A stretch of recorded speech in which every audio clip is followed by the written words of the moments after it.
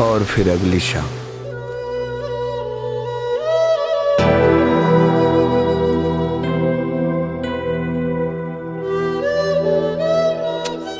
सात से 8 बजे।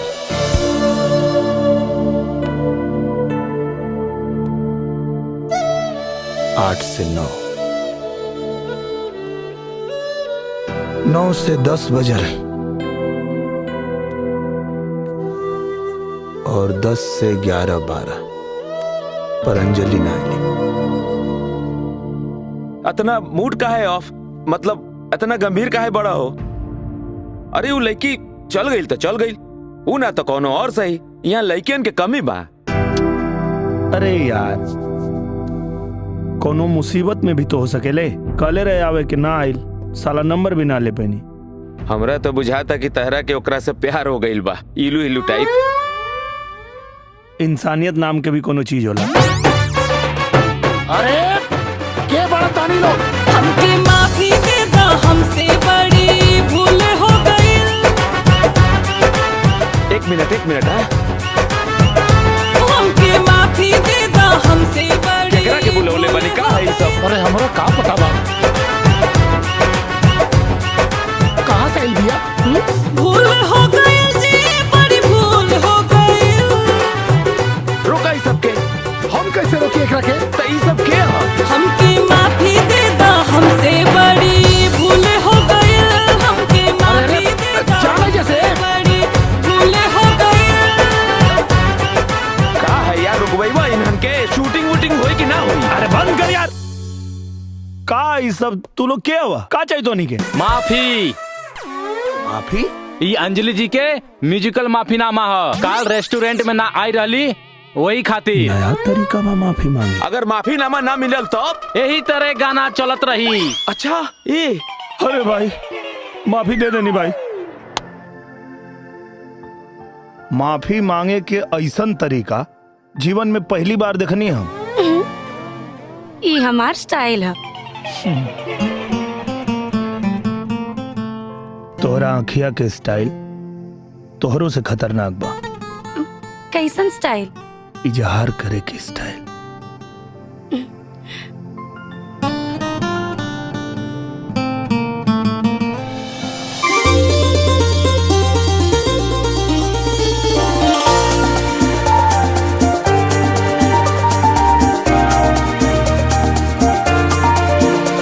अखियां से हो खेलागल इजहार धीरे धीरे। अखियां से हो खेलागल इजहार धीरे धीरे। मुस्कान चल के दिल से होठवा पे आके बिखरन। मुस्कान चल के दिल से होठवा पे आके बिखरल। जियरा में जागे लागल अब प्यार धीरे धीरे। जियरा में जागे लागल अब प्यार धीरे धीरे।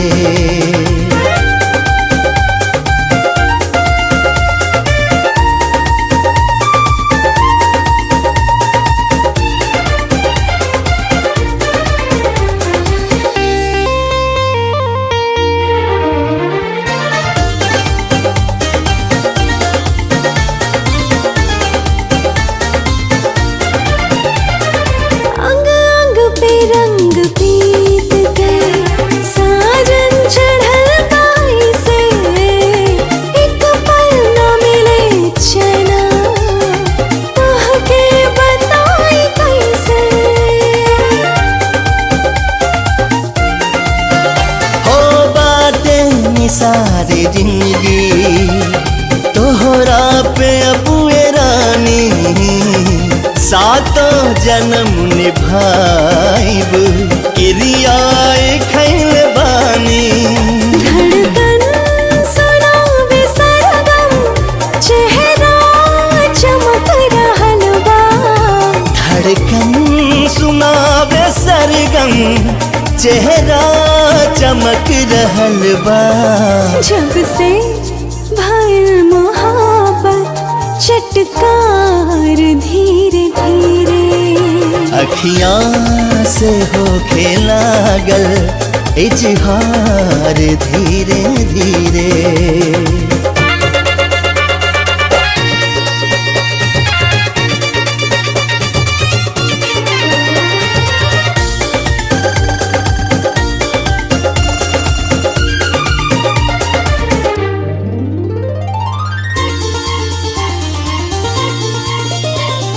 मनुआ में बाटे हलचल छेड़ला कुछ तराना फुलवा के रस पिएला भंवरा भइल दीवाना।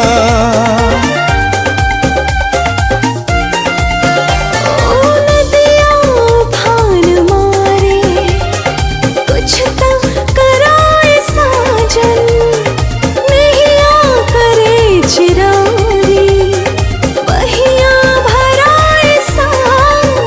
मारे हिलोरा रानी दोनों तरफ जवानी। मारे हिलोरा रानी दोनों तरफ जवानी।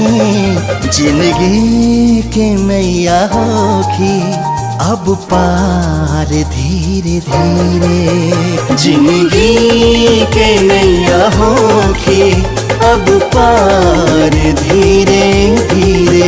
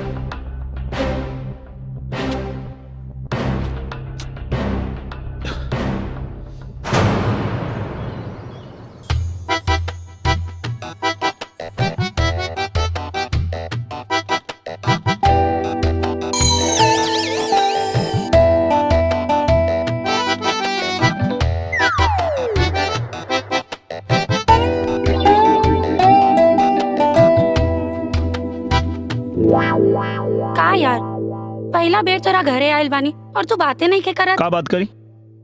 काल 10 कॉल के लिए रहनी तो के पर नो रिप्लाई। 10 ना पूरा 32 मिस्ड कॉल रहे। देखो मजाक मत करा। ई बताओ कल कहाँ रहलू तू? हमके माफ कर दो, हमके पता ना का हो जाला। एक्चुअली हमरा के ना भूले के बीमारी बा। जब भी ज्यादा टेंशन होला हम सब कुछ भूला जानी। काले भी ऐसने भइल रहे। अरे तो डॉक्टर के दिखावे की चाहिए। हमके डॉक्टर नहीं के पसंद और माई कहेली कि भूले की बीमारी हमरा पूरा परिवार के बा। उनकरो रहे लेकिन शादी के बाद वो एकदम से ठीक हो गईली। अरे तो तू शादी कर ला। हम केकरा से?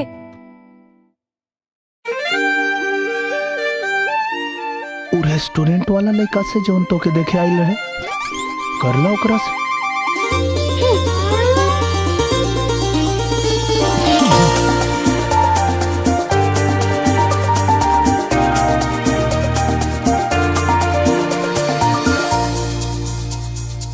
ओकरा से ना करबू त हमरा से कर ला।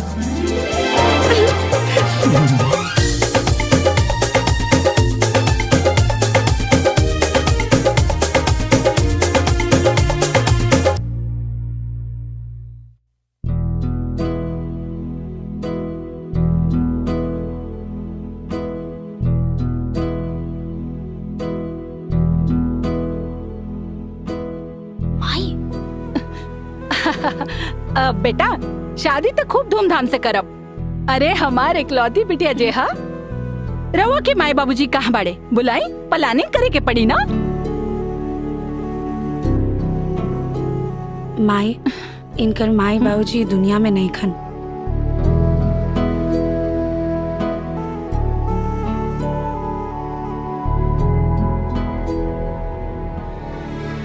बेटा बाप के तब पता नहीं खे, बाकी आज से हम तो हर माई। का कौन जमाने में जिया तारे लोगन? अरे गईलू जमाना जब घरे के बड़ बुजुर्ग आके शादी ब्याह तय करत रहे। मॉडर्न बना हमरा जैसन।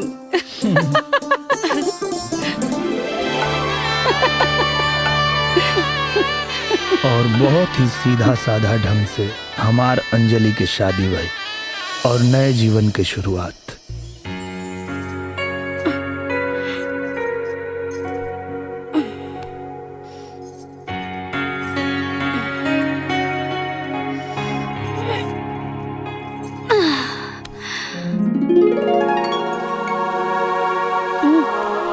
उठी। अरे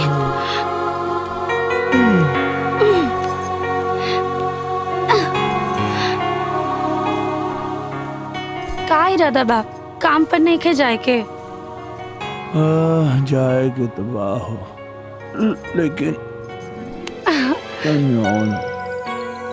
श्रीमान जी हनीमून खत्म हो चुकल बा और घर बसावे के टाइम आ चुकल बा, तो ये सब छोड़ी और अच्छा बच्चा की तरह काम पर लग जाए। और सुनी, आज हम माई के ले आवे के एयरपोर्ट जाता नहीं, याद बना कि वो कुछ दिन खातिर घरे आवता नहीं। हमके तो याद बा, तू मत बुला जिया। और सुनी, अगला साल तक हमके एगो बच्चा भी चाहिए। अगला साल तक बच्चा चाहिए तो अभी से तैयारी करे के पड़ी ना।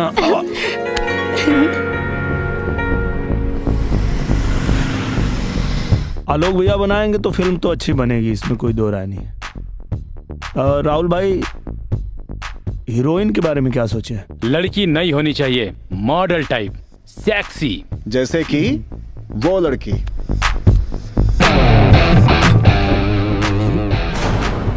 वो लड़की के दिखला के बाद हमार दिल दहल गई। कहीं ये हमार मेहरारू तो नहीं खे यहाँ और ये हालत में। हम जानता नहीं इनके, आवता नहीं। हमार कदम आगे बढ़े के तैयार ना रहे, दिल जोर जोर से धड़के लागल और यह कहत रहे कि भगवान करे ये हमार मेहरारू ना होके। अंजलि? अरे यार, हमार नाम अंजलि ना, हमार नाम एंजल है। सुपरस्टार निरहुआ सर, रहुआ खातिर हम अंजलि का अंजलि, एंजल, अंजू, आम्रपाली कुछ भी बने खातिर तैयार बनी। सर आज हमार बहुत लकी डे है, काहे कि हमके एक ना दू गो निरहुआ दिखाई दे रहल बा।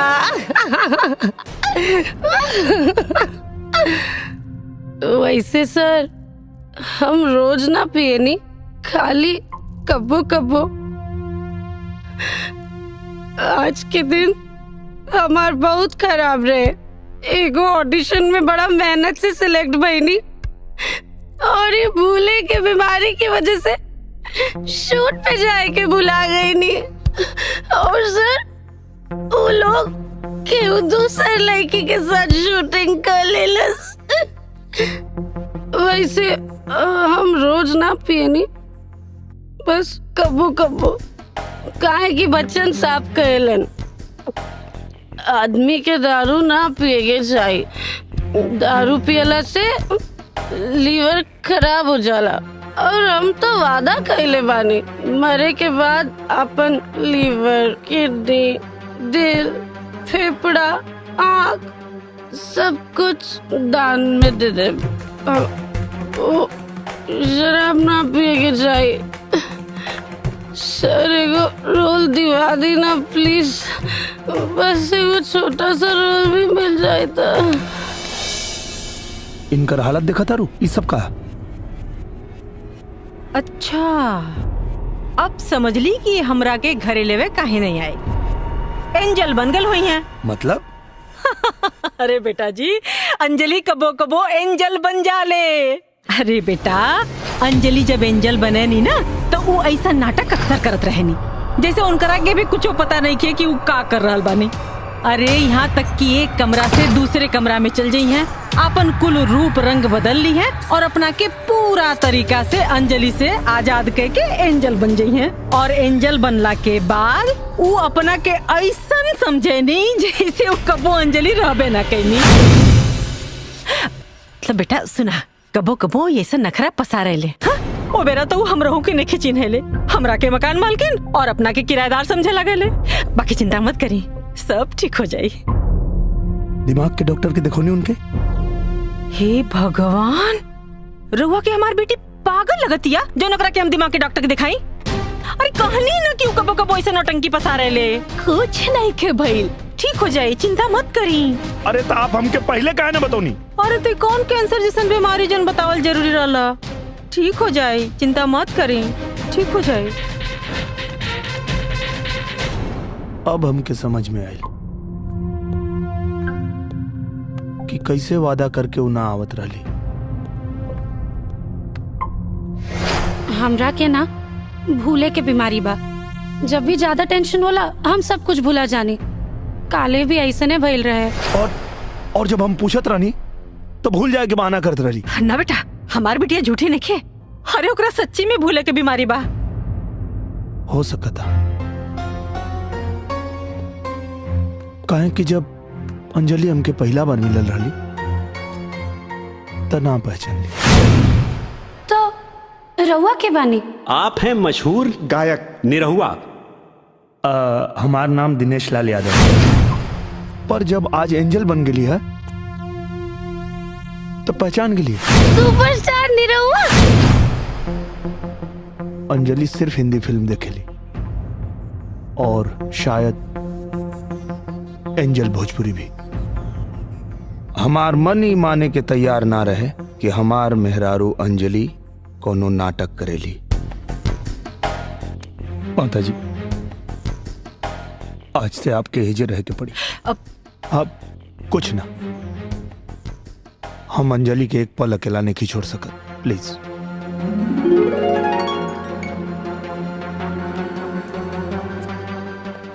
यही से अगले ही दिन हम अपना मेहरारू के डॉक्टर के पास लेके गए नी बहाना से। अंजलि ध्यान से देखा। और डॉक्टर सम्मोहन के जरिए सच जाने की कोशिश कैले। ये एंजल तोरा भीतर कैसे आई? याद करा अंजलि। और जोन सच सामने आई वो जनला के बाद हमरे तरह आप लोग भी दहल जाइबा। एंजल के का चाहिए? अंजलि, ई हमें तोहर नया मास्टर, हाँ? आज से तोरा के इहे ट्यूशन पढ़ाई हैं। अरे ये हमारे स्टूडेंट ना, ये तो हमार भांजी ही है, भांजी। और तो हमार बहन है। अरे अरे, एकरा के पढ़ावल तो हमार पहला कर्तव्य बा जी। एकरा के ना पढ़ाई तो केकरा के पढ़ाई जी। ऊ मास्टर बहुत गंदा आदमी रहे। रोज हमरा साथे गलत हरकत करत रहे। हम बहुत डरा गइल रहनी, बहुत घबरा गइल रहनी। हमरा में ना तो माई के बतावे के हिम्मत रहे और ना ही वो पापी मास्टर के रोके के हिम्मत। बस ये बात के फायदा उठा के पढ़ाई के बहाने वो रोज ये घिनौना हरकत करते रहे। तब हम अपना अंदर एंजल के पैदा कर लेनी, जे अंजलि से एकदम अलग है। वो अंजलि जैसन डरपोक ना, एंजल तक गुस्सैल और जिद्दी भी है। अब एंजल के बस वो मास्टर के मार के भगावे के रहे।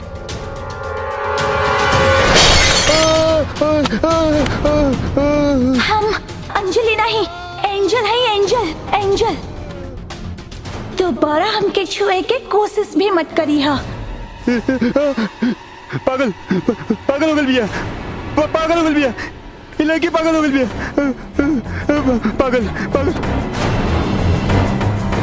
पागल हो गल बिया बहन। ए बहन, अरे बाप रे, राउर बेटी ठीक से ना पढ़त रहला सिया। थोड़ा सा ओकरा का उल्टा सीधा का बोल देनी कि बोतल चला के सीधे सर फाड़ देला सिया। हाँ अंजलि। अरे अंजलि ना हुए, एंजल बहन। अंजलि देखा आ गई। झूठ बोल रहा भाई मास्टर। ये हमरा साथे गंदी हरकत करेला, ऐसे हमें के मरनी हो। अरे ना बहन, ये पागल हो गल बिया। अरे ये अंजलि ना, एंजल, ये एंजल। हाँ हम एंजल हैं। ये झूठ बोले ना मास्टर, हमार बिटिया झूठ ना बोल सकत।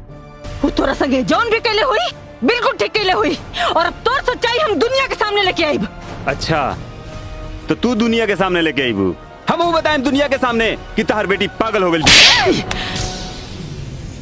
खबरदार, खबरदार, ये बात अगर घर से बाहर गई तो ते जिंदगी भर जेल में सड़बे मास्टर। याद रखिए, चुपचाप यहाँ से चल जाओ। माफ कह दे, भाग यहाँ से, भाग। चल तो जाइब हम, लेकिन फिर यहाँ आए। फिर आई बे तो फिर मारब। भाग। ये सब का अंजलि, एंजल अंजलि, ये सब का बिटिया? हमसे बहुत बड़ी गलती हो गई जो हम पापी मास्टर के संगे तोरा अकेले पढ़े के भेजली। अब ऐसी गलती कबो न हुई, अब तोरा के कबो न सते। बाकी नाटक बंद कर बिटिया, नाटक बंद। ए मकान मालकिन, हम अंजलि ना एंजल हैं, और तू हमार माई ना मकान मालकिन हो।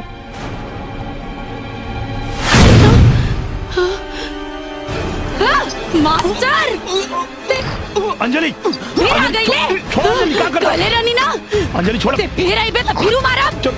छोड़ो अंजलि। अरे अरे अंजलि, अंजलि छोड़ा, हम कहता नहीं। ना छोड़ो। छोड़ो अंजलि, अंजलि छोड़ो, छोड़ो। सुनो, अरे डॉक्टर में अंजलि मार डाला तोरा के। अंजलि, वन मिनट।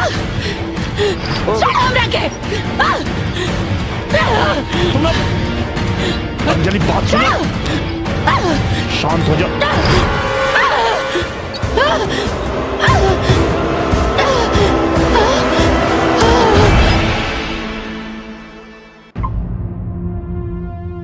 अंजलि अपन मास्टर से लड़े खातिर अपना से बिल्कुल अलग अपने शरीर के भीतर एंजल पैदा कैले बानी।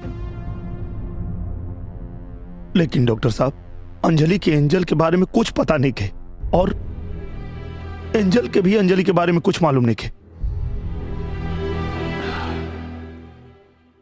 हाँ, ये बीमारी ऐसा नहीं होला एक शरीर में दो या उससे ज्यादा भी लोग रहेला, जेकर रहन सहन, जेकर स्वभाव एक दूसरे से बिल्कुल अलग होला, एक दूसरे का बातचीत भी याद ना रहेला, और यहां तक कि एक दूसरे का चीज ओकरा के सामने भी आ जाला तो ऊपर यकीन ना होला। लेकिन डॉक्टर साहब, अभी तो मास्टर नहीं खे, फिर एंजल का है।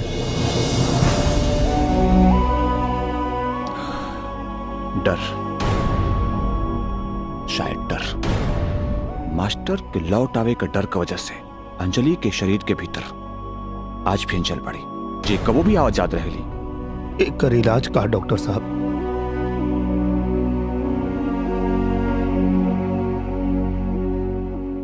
इलाज तक कुछ नहीं के, बस कुछ दवाई का सहारे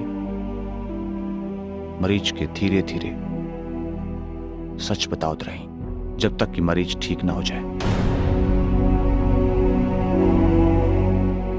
और सच बतावे में कोनो खतरा नहीं के? बहुत बड़ खतरा बा, मरीज के झटका लग सकेला और आत्महत्या का कोशिश भी कर सकेला। अब आप सोच ली कि सच्चाई बता के मरीज का साथे जोखिम उठाए।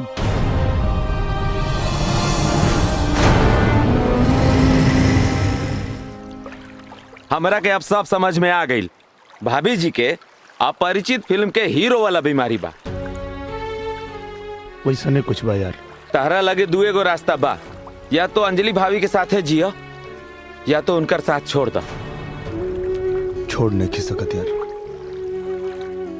बहुत प्यार करे ने उनका से, हमेशा उनके साथ ही रहा, सुख में भी दुख में भी और बीमारी में भी।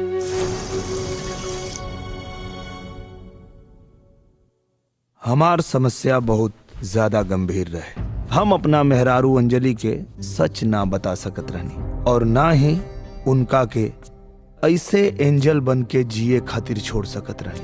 इहे दोगो बात हमरा के बेचैन करके रख देले रहे। हमके लागत रहे कोनो न कोनो बीच के रास्ता त निकल ही के पड़ी, इससे पहले कि कोनो और दुर्घटना हो जाए।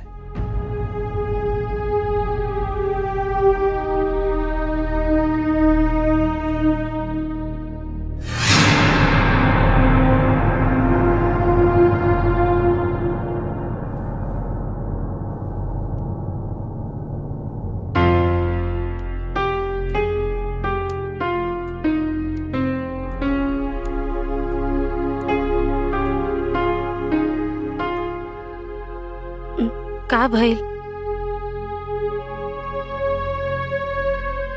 कुछ ना।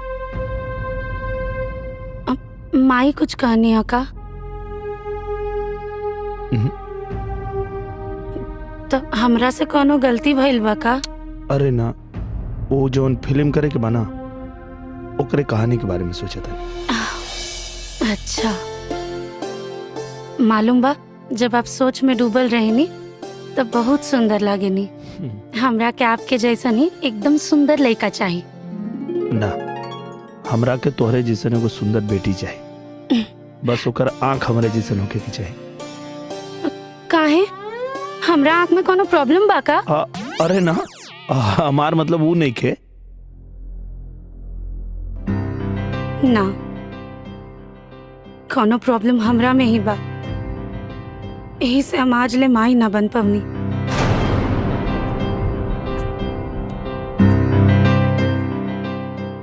ऐसे काहे सोचा था? हाँ, डॉक्टर के दवा और दुआ से सब ठीक हो जाए।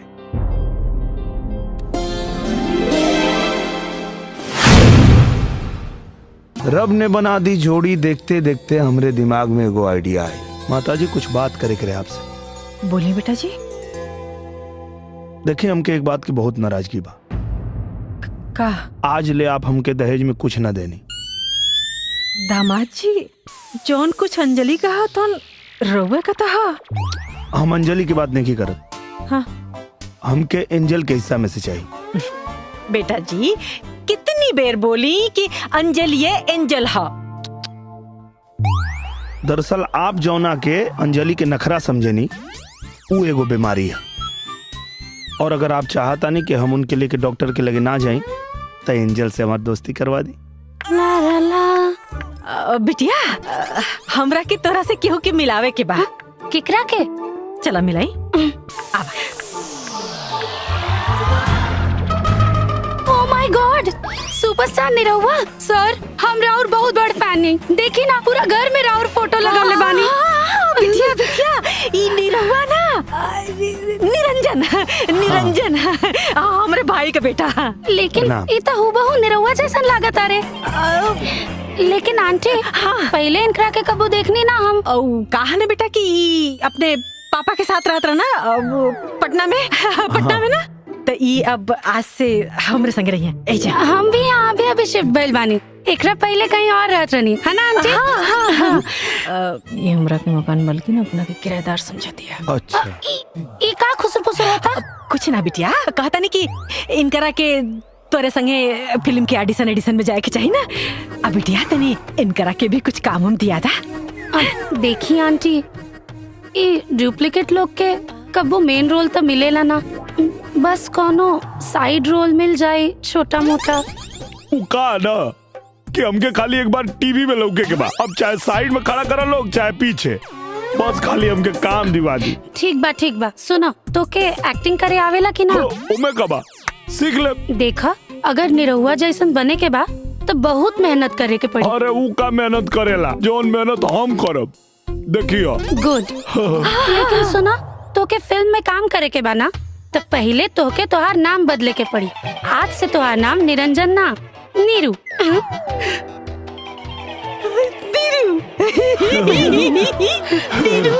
अपना मेहरारू अंजलि खातिर हम निरहुआ रहनी और एंजल खातिर बन गई नीरू, और उनका से दोस्ती कर लेनी ताकि उनकर ख्याल रख सकी।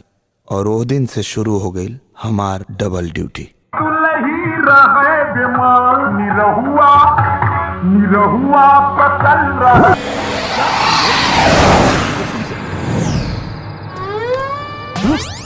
मैं इंस्पेक्टर घोबले हूँ। मुझे गाड़ी आ गई है। पहले पब्लिक को अपने बारे में बताने तो दे। मैं इंस्पेक्टर घोबले हूँ। मुझे दूर की चीज नजदीक नजर आती है, समझे? नीचे। क्या है? मैडम, आपको पता नहीं दारू पी के गाड़ी चलाना अलाउड नहीं है। बाहर आइए।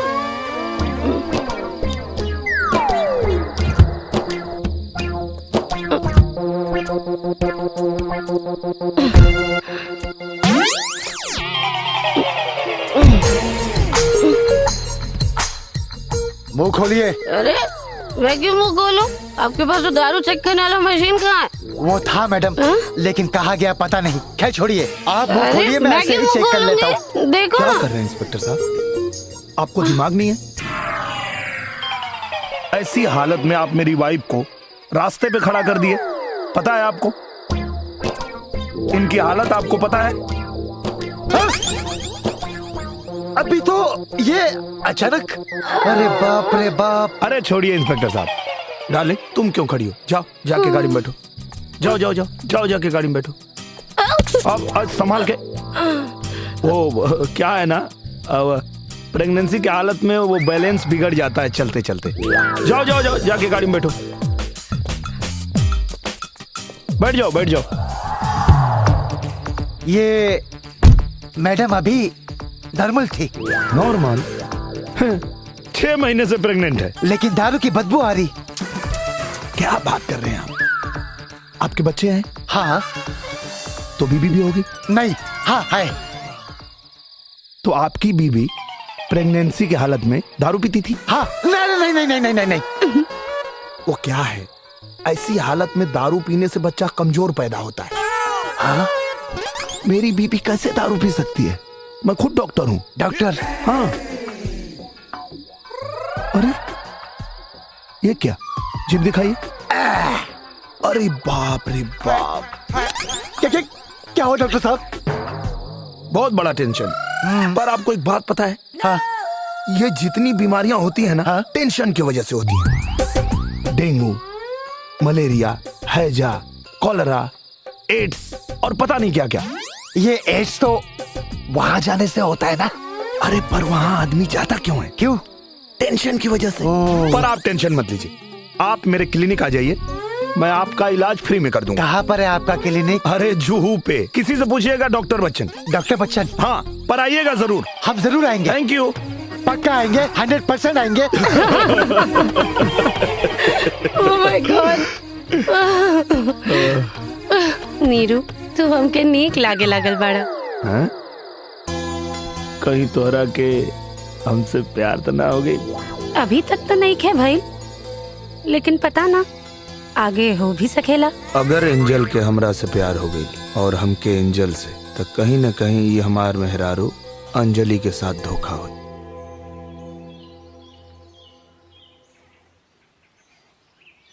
सोना, बाबू, चलो उठा। उठ जा उठ जा उठ जा उठ जा उठ जा उठ जा। चला। शाबाश। ला, दवाई खा ला। रहुआ के कैसे पता चल जाला हमरा सर दर्द के बारे में? जानू, जब प्यार हद से ज्यादा बढ़ जाला ना, तो सब पता चलेला। का हो? का बोला? एक काम कर, तू ना आराम कर। हंसराज वालन से मीटिंग बा, हम मीटिंग का क्या होता नहीं, कह देव कि तू शूटिंग में बिजी बड़ा। ना यार, चलो तानी हमू। वैसे भी 1 घंटा की ब्रेक बा। फिर से एंजल? हाँ यार, सवेरे 4 बज गई। हमरा तो लागत है ना कि अंजलि भाभी के सब कुछ सच सच बता देवे के चाहिए, न तो तहरा अब इलाज की जरूरत पड़ी। ठीक है ना बा? बिना कसरत के वजन घट रहा बा। तहरा मजाक सुझाता, हम मजाक नहीं करत, वजन नहीं खे घटत। अब ये हाल रही तो तहार सेहत पर बहुत असर पड़ी। हाँ यार, लेकिन नहीं बता सकत। पता ना अंजलि सदमा बर्दाश्त कर पाई है कि ना, और हम उनके खोवल नहीं खिंचात। जैसे चला था वैसे चले दा। ठीक बा। और अब वो हमार जीवन साथी बाड़ी, उनका के खुश रखे खातिर हम ये सब जीवन भर कर सकता नहीं। हम एक हिंदी फिल्म बना रहे हैं जो बिहार बेस है, इसलिए हम चाहते हैं कि हम बिहार के सुपरस्टार को इसमें हीरो लें। बॉबी, ये हरीश के बचपन के दोस्त, नंबर 1 वाला हरीश। बॉबी। ओहो, आफ्टर लॉन्ग टाइम। आप एक दूसरे को जानते हैं? अब बचपन से। मच्छर? हाँ। ये मच्छर हमेशा तुम्हारे पीछे क्यों पड़े रहते हैं? Naughty, naughty, very naughty. ये बॉबी हमें सही पकड़े हैं। बॉबी मतलब खेल में, पढ़ाई में, लड़ाई में, हर चीज में नंबर 1। देखला बॉबिया के पावर। का भाई बॉबिया के याद आवता? सब ठीक बा ना? अरे सब ठीक बा, हमरा का भाई? फिल्म के हीरो तो तू बड़ा। अब बचपन के बाद बचपन में ठीक रहे, अब 20 साल हो गई। हम तय कर ले बानी बॉबिया से ना, मतलब काम से काम रखे के बाद। तू न काम से काम रखबा। आऊ मतलब हाथ पे हाथ रखी, होठ पे होठ रखी, और पता न कहाँ कहाँ का रखी। लेला मजा, फ्री में जो मिलता है। फ्री में तो तू मिलता रहा बॉबिया के। 20 साल के प्यास बुझाई बॉबिया। अरे नाम मतलब ओकर नाम सुन के हमार फटता। अभी ऐसे जी, अभी ऐसे जैसे तहार सास के नाम सुन के तहार फटेला। अभी सोचा कि तहार सास कल का करे वाला बाड़ी। का भइल, फाट गई। इनकरा खातिर तो हम स्पेशल मुरई का पराठा बनौले बनी। हाय हाय हाय, ला खा। बस बस बस। अरे ऐसे कैसे बस? अरे यो खा। अरे कितना खाई? खा बेटा, बस हो गई।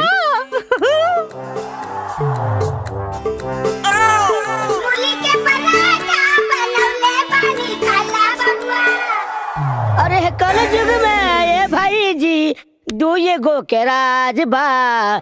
जय हो दारू जय मेहरारू, यह लोग पर राज बा। हम है जड़ी बूटी के बाबा और आइल बनी घर में सुतल चीज जगह खातिर।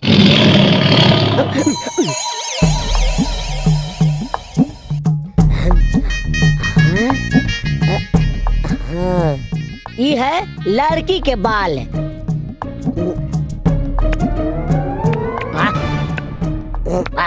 बड़ी स्वादिष्ट बाई।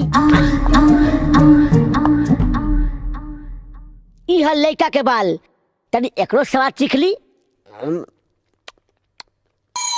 बाप रे बाप, महा बेकार बाई। ए मौसा, लड़के के बाल ठीक रख, लड़का के बाल महा बेकार बा। कहो मौसा, तू टेस्ट करब? आवा आवा, दोनों के टेस्टिंग कलनी हम। समस्या और लड़के में बा। लेकिन बाबा, डॉक्टर तो कहे ना कि समस्या लड़की में बा। अरे आजकल के डॉक्टर के ज्ञान कहाँ बा? हाँ। हमारे प्राचीन विद्याओं के सामने उनकी कोई औकात नहीं है। ये कहा बाबा? ये ऐसा जड़ी बूटी बा जगह से रौर दामाद के रोज ताकत प्रदान करी। बाबा, वो इतना कसरत करना कि हमरा के नहीं लगे कि ओकरा अंदर ताकत के कमी बा। ऊपर वाला ताकत नहीं, नीचे वाला ताकत, नीचे वाला। उनकर घोड़ भी ठीक है बाबा। लगभग 100 दंड बैठक सवेरे करेलन। अरे माते, रुआ के कैसे समझाई हम? कोनो भी सुतल आदमी के जड़ी बूटी जगा देला। हाँ बाबा, सवेरे 6 बजे उठ के कपारे परू नाचे शुरू कर देना बिना केहू के जगौले जगावा। माते रोज एक दूध में मिला के पिलाई, फिर देखी रहा दामाद जी के कैसे सुहागरात बनाओ तारे। पर सुनी तन कभी मिला के पियाए। अच्छा ऐसे बोला ना। का बैल कुछ मिले बनी का? हाँ मिल अभी मतलब प्यार कूट कूट के अपन प्यार। एक और बस हो गई। अरे बस 4 पराठा देखिए हड्डी हड्डी लौकता बेटा जी। एक और खाली ना बस हो गई। अब बस अच्छा एक काम करा ये ली ई टिफिन एक लेके जाए, बैठ के आराम से जब फुर्सत मिले ना अकेल खाब, एकदम अकेल खाब लेकिन खा ले। टिफिन भी तैयार बा। और न तो कदमा जी रुआ खियाला मैं तो रखीला और के रखला अकेल खाब। हाँ। चलिए ठीक बा निकला तानी लेट हो जाएगा। बाय। चलो बाय। ठीक बा।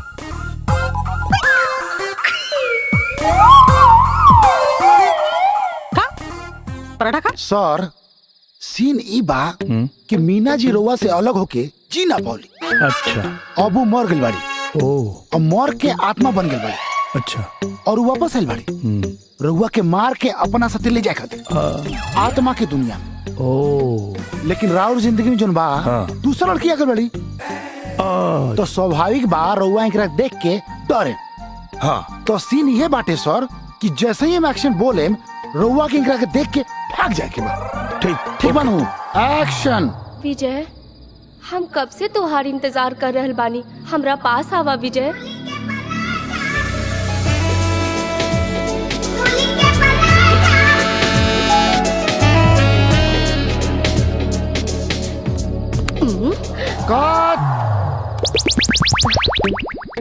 सर हम रउआ के बोलनी है आपके इंकरा के देख के भागे के बा। ई भूत बाड़ी। अच्छा भागे के बा। रउआ इंकरा के गला लगा लेनी है। ओके सर रेडी। फिर से करिए। सॉरी ओके सर। एक्शन। विजय हम कब से तोहार इंतजार कर रहल बानी, आवा आवा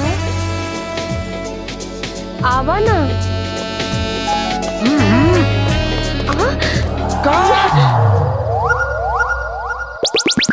सर रउआ का करतनी? हम कहनी है कि रउआ इंकरा के देख के नु भागे के बा। जब ही रउआ के बुलावत रउआ गला लगा लेनी है। अच्छा रउआ ये बुलैहन अगर पीछे से पकड़ी था? अरे ना सर ना हेने से ना होने से।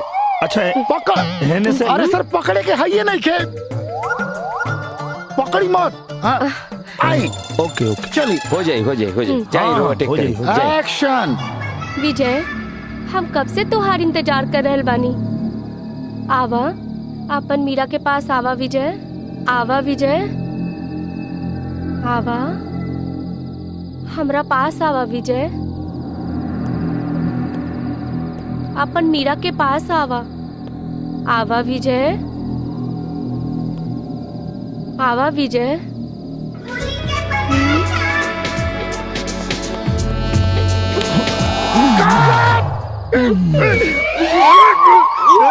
अरे काम कर रउआ बार बार रउआ के कहता नहीं हाथ छोड़ी छोड़ी पकड़े के नहीं खमर दे इनकरा के देख के भाग जाए के बा। अरे छोड़ी नु। अरे सी समझते नहीं की ये भूत बाड़ी रउआ इनकरा के देख के भागे के बा और रउआ भागते नहीं की। यार मतलब इतना सेक्सी लड़की सामने खड़ा के लिए बाड़ा और कहता रहा कि भागे के बाद तुम्हारी स्क्रिप्ट गलत बा यार। पहले अपन स्क्रिप्ट ठीक करा। अब नीरवा जी आप बैठिए सर। अरे एक मिनट राउर जे स्क्रीन प्ले बा ना ओमे थोड़ा सा प्रॉब्लम बा। अब भूत बुलावतिया तो भूत न दिखे के चाहिए, अतना सेक्सी भूत नहीं बुला ले बड़ा तो कहाँ मन पसीज जाता हीरो के तब डिस्टर्ब हो गई। तब तक दूसरा सीन करी हम देखा था नहीं, पता ना आज काहे तबीयत खराब हो गई उनका के। अरे प्रोडक्शन स्क्रिप्ट में गड़बड़ बा करे के लूर नहीं के आ गए बा। प्रोडक्शन कॉफी लाओ। यस सर।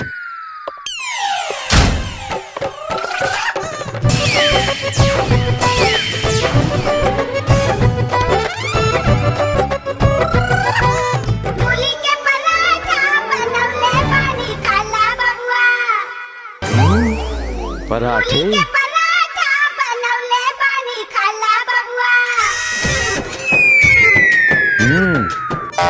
टेस्टी।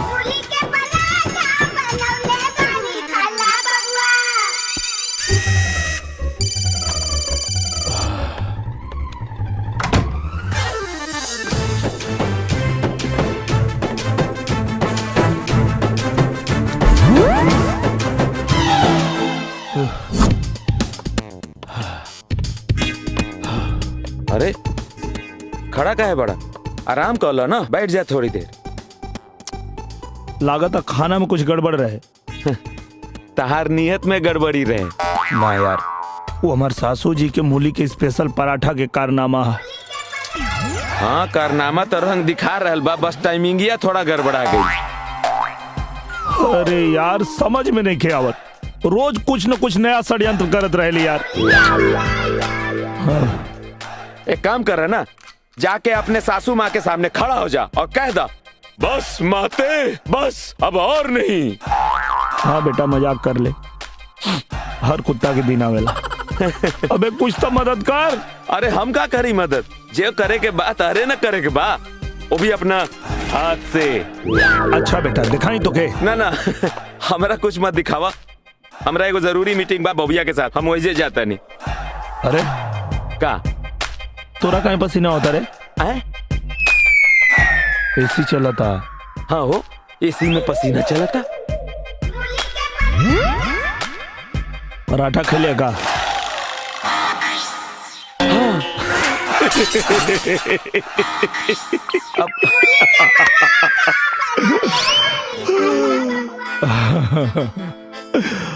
अब जो मीटिंग कर बोबिया से, अब एकदम सही मीटिंग हुई। अंदर से कुछ हो रहल बा यार, क्या हो रहल बा? और बताओ अंजलि, सब ठीक ठाक चलता ना? हाँ यार सब ठीक है बा। ठीक है बा मतलब कहीं जिंदगी से बोर तो ना हो गए बाड़ू? अच्छा ये बताव, तोहार निरहू आजकल सटल रहता रे के ना? अरे कहत आनी ना सब ठीक है बा, अब तू बाल के खाल मत निकालो। कुछ बात तो जरूर बा। अरे अंजलि, कहीं तोहार निरहू के चक्कर कोनो और लड़की से तो ना हो गइल ह? ना ना, वो ऐसा आदमी बिल्कुल नहीं खन, वो तो हमरा से बहुत प्यार करेलन। बस कबो कबो मन उदास हो जाला कि काश हमहू माई बन जाती, तो हमरो दुनिया के सब खुशी मिल जाई। मिली। बिटिया ऐसे नहीं कह के सब ठीक हो जाई। बस आज हम जब तोरा के कहब ना, तब तू दामाद जी के पास जिया। दामाद जी? अरे दामाद जी, अरे ये का तुम दामाद जी? अरे सारा खून उल्टा दौड़ जाई। अरे उल्टा दौड़ा था, यही से तो करा था नहीं, सारा खून नीचे उतर गइल बा।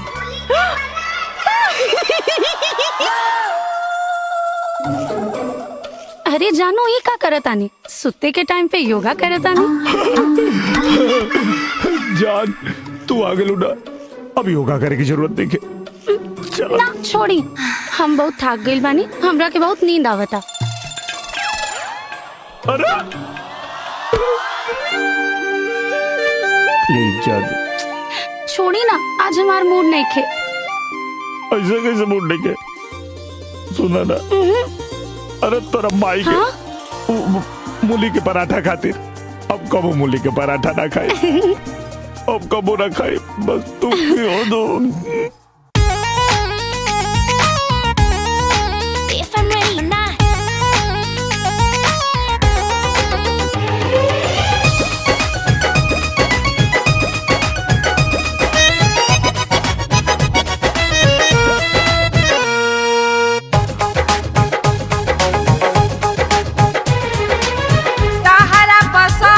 हम नाश्ता बनौले बानी, मधी मयाच देके तवा पे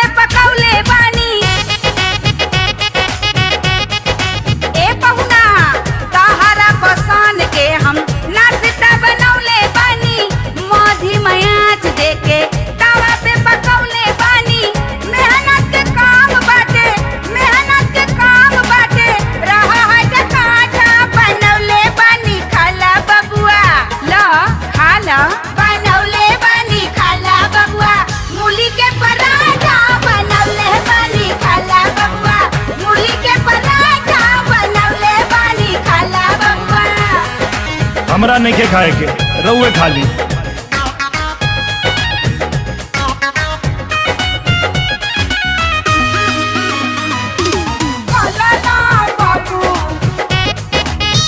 अरे कहा तनी हमरा नहीं के खाए के, हम ना खाए। बबुआ हो तोहरा खातिर प्यार से बनौले बानी, गैया के घिउवा चबोर के लगौले बानी। त अपना बेटी के खियाई। बबुआ हो तोहरा खातिर प्यार से बनौले बानी, गैया के घिउवा चबोर के लगौले बानी। डाइटिंग पे बानी हमके घिव तेल माना बा, हरी हर सलाद खाली फल फ्रूट खाना बा।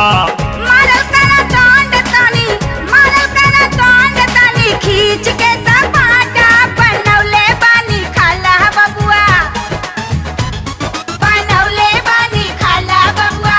मूली के पराठा बनौले बानी, खाला बबुआ। मूली के पराठा बनौले बानी, खाला बबुआ।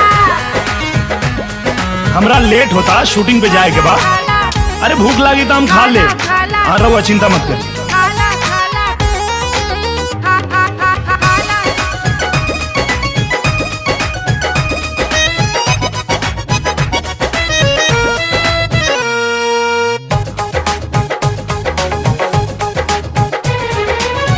होइला में करबा बबुआ जब तू कंप्रोमाइज, तोहरा से होखी नहीं कौनो एक्सरसाइज। अरे 2 घंटा तो डेली एक्सरसाइज करी ले।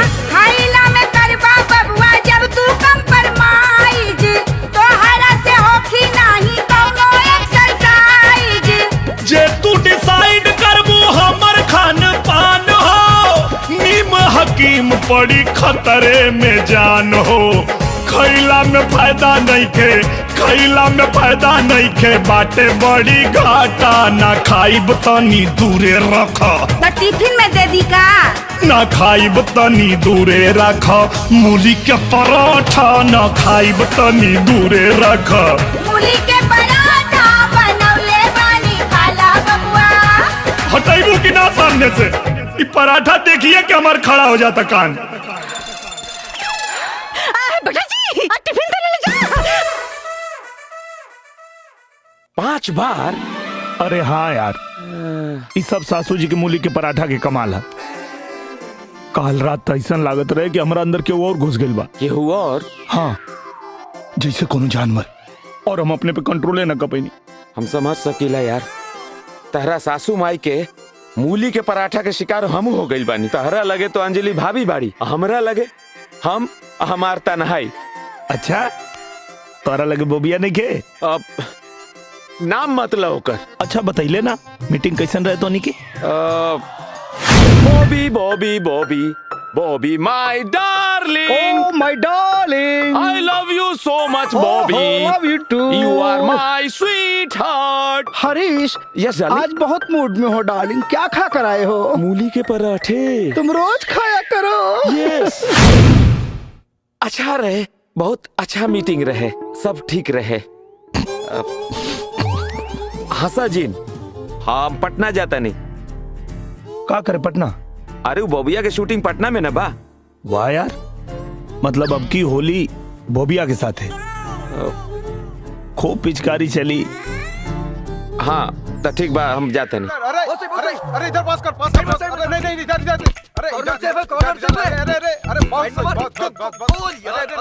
अरे अरे फुटबॉल मैच सुना, हमरो के खिलाइबा लोग।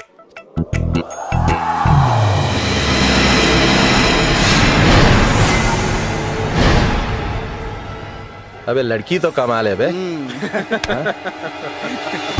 अब ये मिलेगी किसको, मैच करके डिसाइड करते हैं।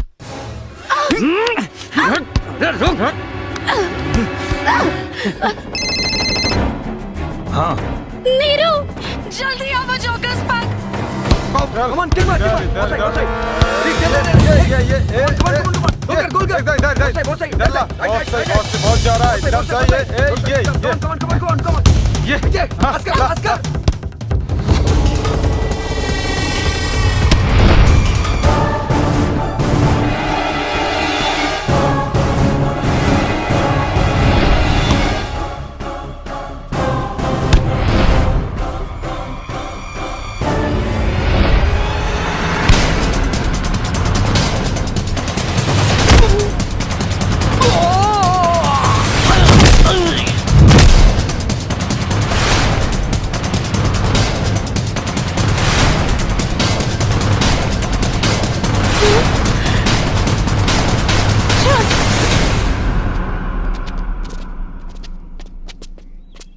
मैंने गोल मारा, लड़की मेरे साथ जाएगी।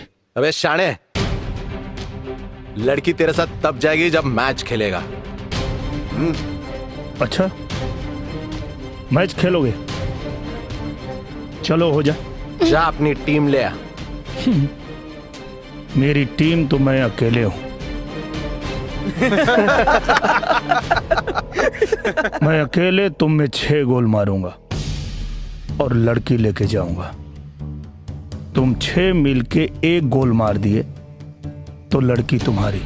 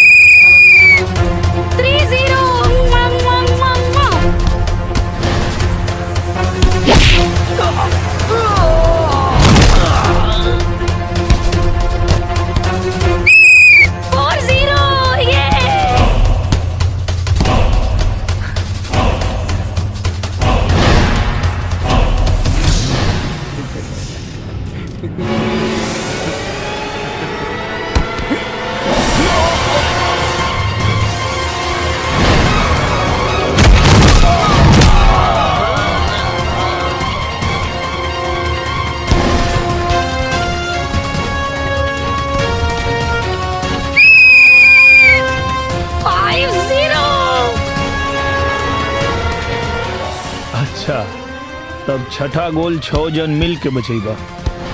चलो बचावा लो।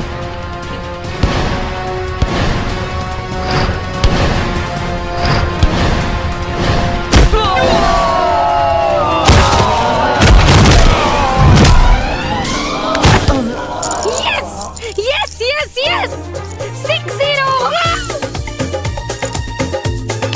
Congrats, नीरू। अब बीमारी देखो, ये लोगों को देखो, हवलदार भी नहीं है। ओहो देवा, ठीक करते रे। है बीमारी में समझ में नहीं आता, करे तो क्या करे। ए देवा, मेरे को ठीक कर दे देवा। मैं नारियल फोड़ेगा, मुझे डॉक्टर बच्चन से मिला दे। मुझे एड्रेस क्या दिया समझ में नहीं आता, घूम फिर के। अरे डॉक्टर बच्चन साहब, आप होली कैसी रही आपकी? अरे डॉक्टर साहब, होली का होली के दिन तो काम और बढ़ जाता है। अच्छा, फिर तो आपका बीमारी और बढ़ जाएगा। मुंह खोलिए। हाय हाय हाय हाय, हो गई ना गड़बड़? बोले थे आपको आके चेक करा लीजिएगा महाराज, आप आए नहीं। अरे हम तो आपका क्लिनिक कितना ढूंढे, मिले ही नहीं। जाने दीजिए, अब कोनो फायदा नहीं है। अब तो हम भी नहीं कुछ कर पाएंगे। अरे रुकिए, अरे डॉक्टर साहब बताइए हमको क्या हुआ है। थोड़ा मुंह और खोलिए। हाँ, वो थोड़ा स्ट्रेस की वजह से ना आपको निक्रोफेलिया हो गया है। निक्रो? हाँ। ये क्या? उधर देखिए। नीरू, अब मेरी वाइफ आपको प्रेग्नेंट नहीं दिख रही होगी। हाँ, वो कैसे? निक्रोफेलिया की वजह से। ये आप एक काम कीजिए, इससे पहले कि आपकी आंख एकदम खत्म हो जाए, आप आके चेक करा लो ना भाई। कहाँ? वहीं जू पे, किसी को पूछो ना, डॉक्टर बच्चन पहुंचा देगा। अरे डॉक्टर साहब, हम आए थे जू पर, हम आए थे डॉक्टर साहब। अरे हम आए थे, लेकिन लोग हमें घुमा फिरा कर अमिताभ बच्चन के घर के सामने खड़ा कर देते थे हाँ? ओ लोग हमको डॉक्टर बच्चन साहब के क्लिनिक के सामने खड़ा करते थे, लेकिन आंखों की वजह से हम अमिताभ बच्चन का घर समझते थे। हाँ हम समझ गए। अरे डॉक्टर साहब हम समझ गए, अब हम आ जाएंगे।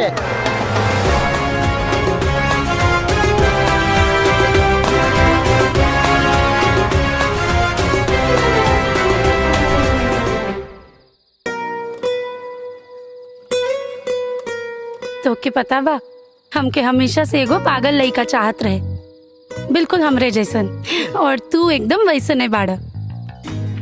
यही से तो हम तो से प्यार कर बैठल हैं। पता न काहे आज अपने ही मेहरारू के मुंह से प्यार शब्द सुन के अच्छा ना लगत रहे, काहे कि ये कहीं न कहीं हमार मेहरारू अंजलि के साथ धोखा रहे। लेकिन हमके कबो धोखा मत दिया।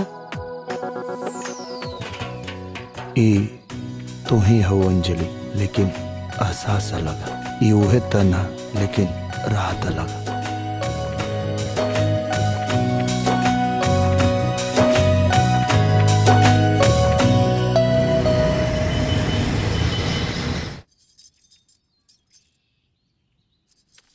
अरे तू यहाँ काहे? हम रउआ शूटिंग पर नहीं आ सके नी का बात करता रू? काहे ना आ सकता रू? कहीं भी आ सकता रू, कहीं भी जा सकता तो रू। चिहुक काहे गई नी? तू मंदिर जाए वाला रहलू ना? हम तो मंदिरे जाए वाला रहनी, लेकिन रउआ शूटिंग के बाद कहाँ और केकरा साथे जानी? हम कहाँ जाए सुना? और हाँ केकरा साथे जाए? एंजल के साथे। के बाड़ी एंजल? बोली के है एंजल? सच बतावे में कोनो खतरा तो नहीं के? बहुत बड़ा खतरा।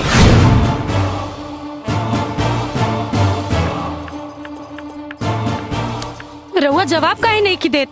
बताएं के बाड़ी एंजल? मरीज के झटका लग सकेला और आत्महत्या का कोशिश भी कर सकेला।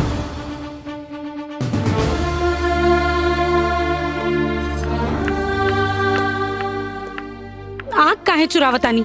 जवाब दी के बाड़ी एंजल? अब आप सोच लें कि सच्चाई बता के मरीज का साथी जोखिम उठाई। अंजलि स्वाति ठीक है कहत रहे, राउर चक्कर कौनो दूसर लड़की के साथ चला था।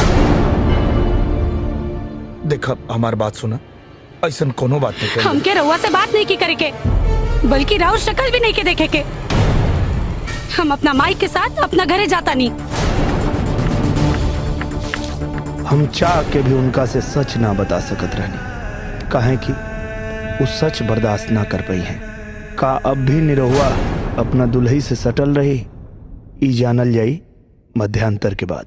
इंटरवल के पहले आप देखनी है निरहुआ सटल रहे के कहानी, जो नाम में निरहुआ के बीवी के दू गो रूप है, अंजलि और एंजल। अंजलि एंजल के पैदा कैले रहली अपने बचपन के मास्टर से बदला लेवे खातिर, काहे कि अंजलि मास्टर से डेराइल रहली, घबराइल रहली। मास्टर तब बचपन में चल गई, लेकिन मास्टर के लौट आवे के डर से मास्टर से लड़े खातिर अंजलि के दिमाग में एंजल हमेशा जिंदा रहली और वो कभी भी आ जात रहली। हम अंजलि के सच्चाई कबो ना बता पौनी, एह डर से कि कहीं इस सच्चाई के सदमा से अंजलि के कुछ न हो जाए। अब हम अपने मेहरारू के दूसरा रूप एंजल के ऐसे ही छोड़ त ना सकत रहनी, एह लिए हम अपने अंजलि के दूसरा रूप एंजल के जीवन में एक नया रूप लेके एंट्री लेनी, नीरू बन के। और कमाल के बात तई है कि एंजल के नीरू से प्यार भी हो गई। और जब यह बात के खबर हमरा बीवी अंजलि की चलल कि हमरा जीवन में कोनो और लड़की बा जेकर नाम एंजल है, जेकरा बारे में वो कुछ ना जानत रहली, तो अंजलि हमरा से सारा रिश्ता तोड़ देली। हम अंजलि के ही बता भी ना पावत रहनी कि जौना एंजल से हमके प्यार भइल बा वो अंजलि के ही दूसर रूप है। अब आगे देखी सबे।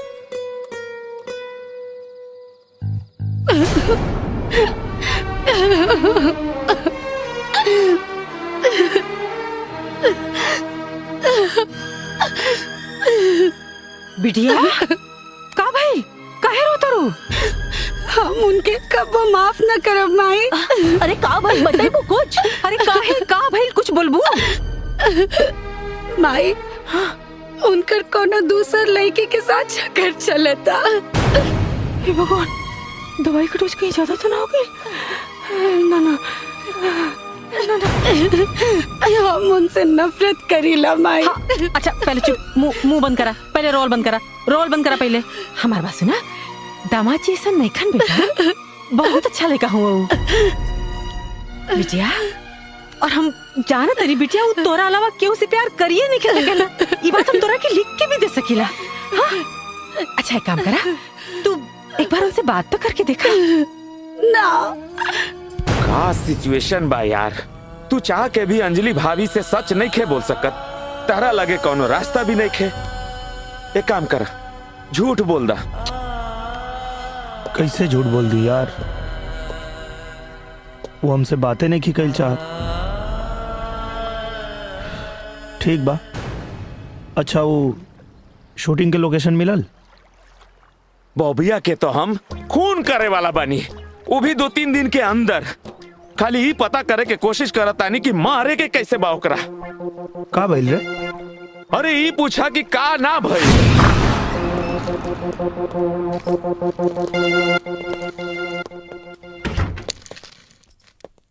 हरीश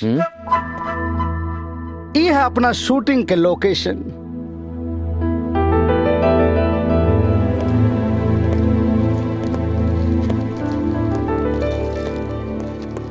कैसन लागल? बढ़िया बा।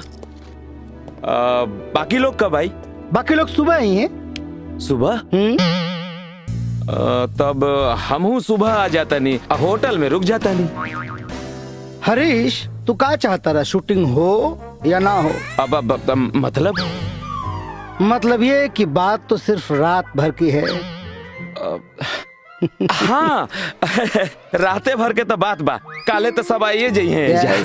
तो हम फ्रेश हो जाते नहीं। Very good. वो सामने वाला कमरा आपका है। अच्छा okay okay, all the best. Thank you thank you. कुत्ता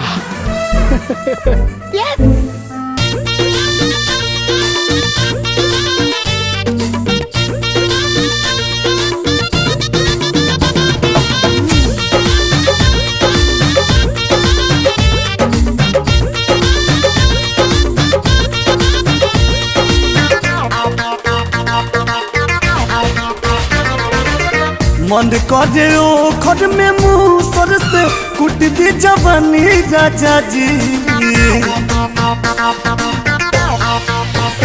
हो मन करे ओ खड में मुंह सर से कुट दी जवानी राजा जी।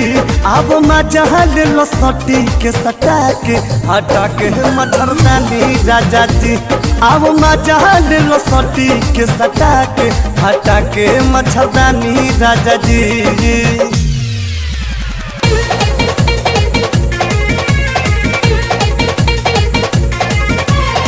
छपरा जिला के होई रंगीला, बनबे त कर दब तोर नस ढीला हो। छपरा जिला के होई रंगीला, बनबे त कर दब तोर नस ढीला। छड़बे जे हमके दोबारा मार देव छारा सरक जाई नारा। मार देव छारा सरक जाई नारा। मार देव छारा सरक जाई नारा।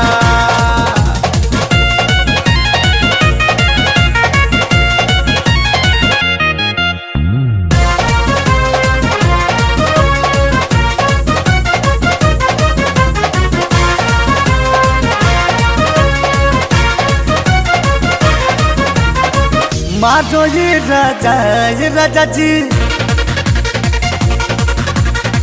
मारो ये राजा जी। मारो ये राजा। मुहावा पे डाली के चौधरिया चलो न मजा। मारो ये राजा।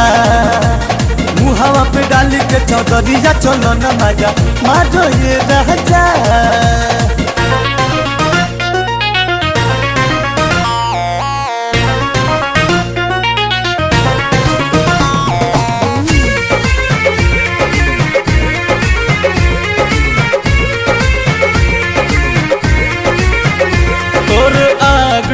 डोलेला कबो पाछ डोलेला तोर आग डोलेला कबो पाछ डोलेला जब हिलावेले कमरिया दोनों साथ डोलेला जब हिलावेले कमरिया दोनों साथ डोलेला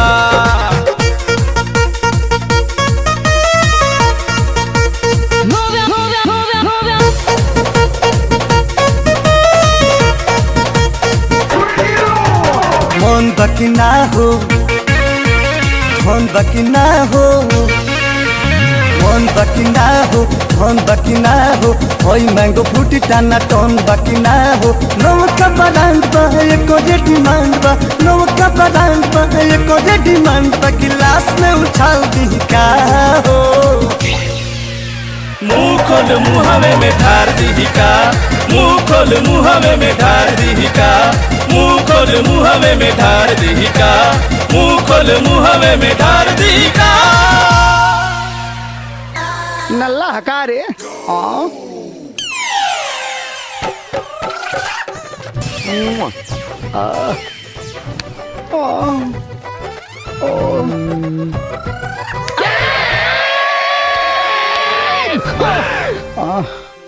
अरे मुझे सन है हाँ तोहरे पेन के स्याही खत्म हो गल हो बेटा बॉबिया के मरे के टाइम आ गइल बा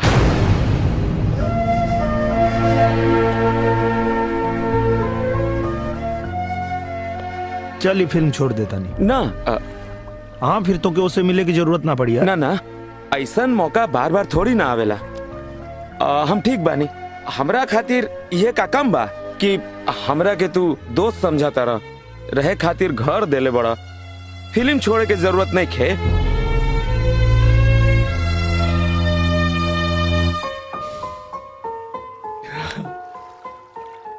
चल कुछ दूसरा रास्ता निकाला तानी दूसर हाँ तू हमार मदद कर हम तोर मदद करता नहीं फोन करके प्यार से बोबिया के बुला बोबिया के फोन करी हो प्यार से हाँ प्यार से अरे करना प्यार से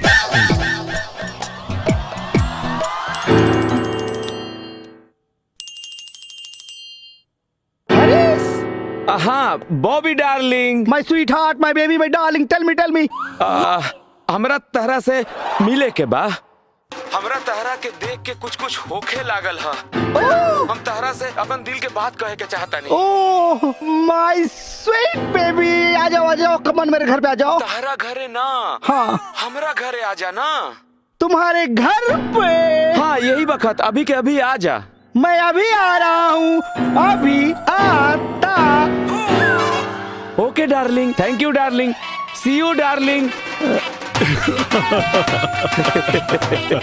बड़ा खुश हो गई रहे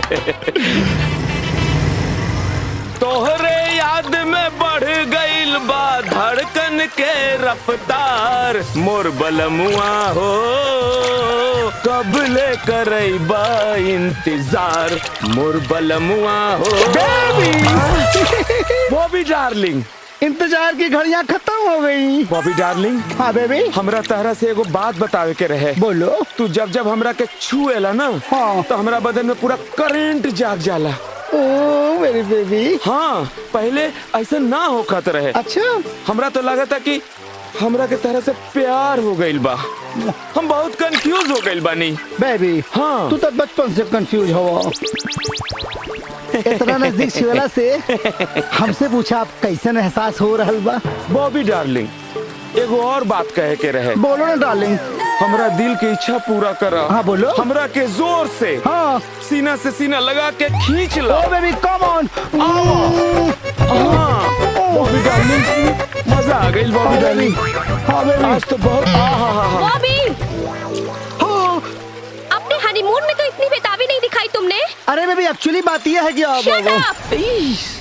मुझे तुम्हारी असलियत पे पहले से ही शक था सही पकड़े हैं आज तुम जो कुछ भी हो मेरी वजह से हो वरना इस कंपनी के मालिक तुम नहीं होते तुमने मेरा और मेरे डैडी का इस्तेमाल किया है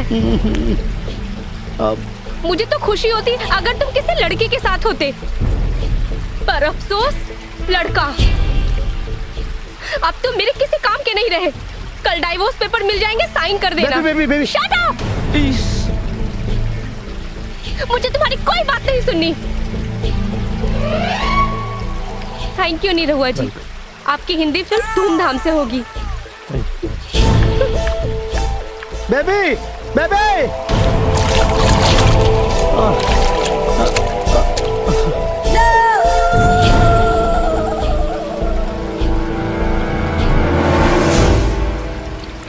मोर बलमुआ हो कब ले करैबा इंतजार। हमार प्रॉब्लम सॉल्व हो गई, थैंक यू वेरी मच। अब हम तहार प्रॉब्लम सॉल्व करत नहीं। अच्छा कैसे अभी रे? देखा, अभी हम फोन लगावत नहीं, प्रॉब्लम सॉल्व हो जाई। हाँ अंजलि भाभी। हरीश हमरा समस्या के समाधान कर देलस। वो अंजलि से ही बतौलस कि एंजल हमार ना ओकर गर्लफ्रेंड है और एंजल के लॉकेट उहे ओकरा के गाड़ी में देले रहे। अंजलि हमरा के माफ कर देली और साथ में एक खुशखबरी भी सुनौली। हमरा के माफ कर दी। उ दिन हम कुछ ज्यादा ही बोल गई नहीं। दरअसल कुल गलती हमरे बा। कौन बात ना? ये सब बेवकूफी ना हार्मोनल चेंजेस की वजह से होता। Hormonal changes? हाँ, ऐसे में मूड ऊपर नीचे होला और चिड़चिड़ापन भी होला। अब हमार मूड ऊपर नीचे काहे करता रू? बताओ ना सीधे सीधे का बात बा। हम माई बने वाले मानी। का? सच? हाँ।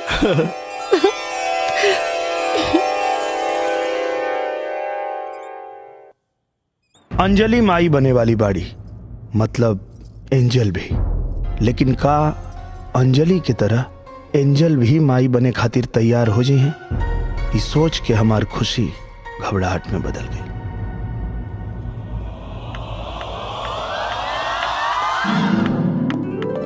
अरे एंजल तनी संभाल के।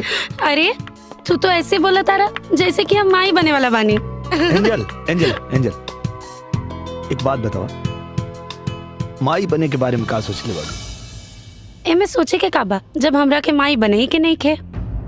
मतलब ई कि शादी बियाह बाल बच्चा ये सब हमरा के ना चाहिए। हम तो बस ऐसे ही तोहरा साथे एंजॉय करब। और कहीं एंजॉय करते करते माई बन गेलू तब जैसे हमके ये बात पता चली हम अपन बच्चा गिरा देब। एंजल हमके तो से ही उम्मीद ना रहे।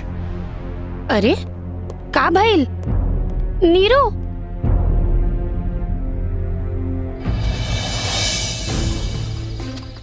नीरू, अरे नीरू, नीरू सुना था का हो गए? जब हमरा के माई बने ही के नहीं खे तो एमे का प्रॉब्लम बा? प्रॉब्लम एमे नहीं खे कि तोके माई नहीं खे बने के। प्रॉब्लम एमे बा कि अगर तू माई बन गई तो अपन बच्चा गिरा देबू। हाँ सच तो ये है कि तू माई बने के लायक नहीं खो। बिल्कुल सही कहा तारा। हम माई बने लायक नहीं की और ना ही तोरा साथ रहे लायक बानी। यही से आज के बाद हमरा से मिलना की कोशिश मत करियो। वक्त और हालात हमके ऐसने मोड़ पे लिया के खड़ा कर देलस कि हमके अपने बच्चा के अपने ही बीवी से बचावे के बा। और ये कैसे हुई हमरा नहीं के पता।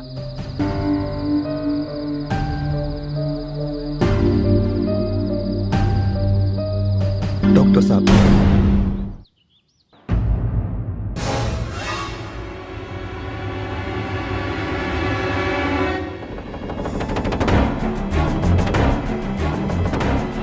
बेटा जी, ये पागलन की डॉक्टर के घरे में काहे बोलो रहा? काहे कि आप हॉस्पिटल जाए खातिर तैयार नहीं की। अंजलि बच्चा चाहती है और एंजल ना। ये समझावे खातिर ई पागलन का डॉक्टर तोहर घरे आइल बा। हमार बेटी पागल नहीं के डॉक्टर। ओकरा बारे में ये सब बात बोल के समाज के सामने ओकर तमाशा मत बनावा। ओकरा कोनो समस्या ना हो, एकदम ठीक बा बस। हमू तो यह कहता नहीं कि अंजलि के कोनो प्रॉब्लम नहीं खे। प्रॉब्लम तो रउआ में बा। हमरा में का प्रॉब्लम बा? राउर प्रॉब्लम ई बा कि राउर के अपन बेटी से ज्यादा अपन इज्जत प्यारी बा, अपन मान अपन सम्मान प्यारी बा। अपन बेटी के कम और दुनिया के चिंता ज्यादा बा कि लोग का सोची, लोग का कही। रउआ खातिर ई बहुत महत्वपूर्ण बा। रउआ दुनिया के चलते अपन बेटी की बीमारी के ना, अपन बेटी की नजरअंदाज के लेवल। चली कोनो बात ना, रउआ के हिसाब से एंजल ना आई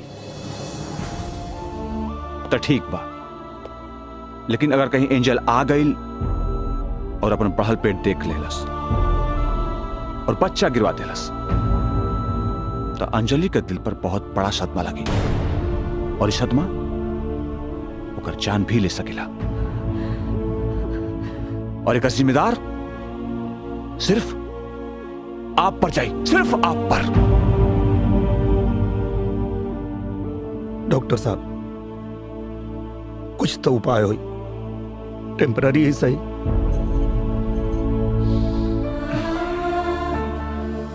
हमारा हिसाब से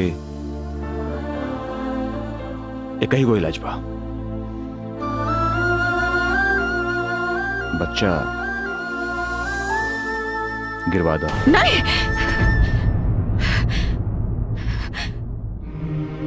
नहीं डॉक्टर साहब सही कहता रहे। अंजलि एंजल बनल हमरा वजह से। काश हम दूसर ब्याह न कैले हुई। अंजलि का इलाज बचपन में ही करा देले रहे ताजी नौबत ना आवत।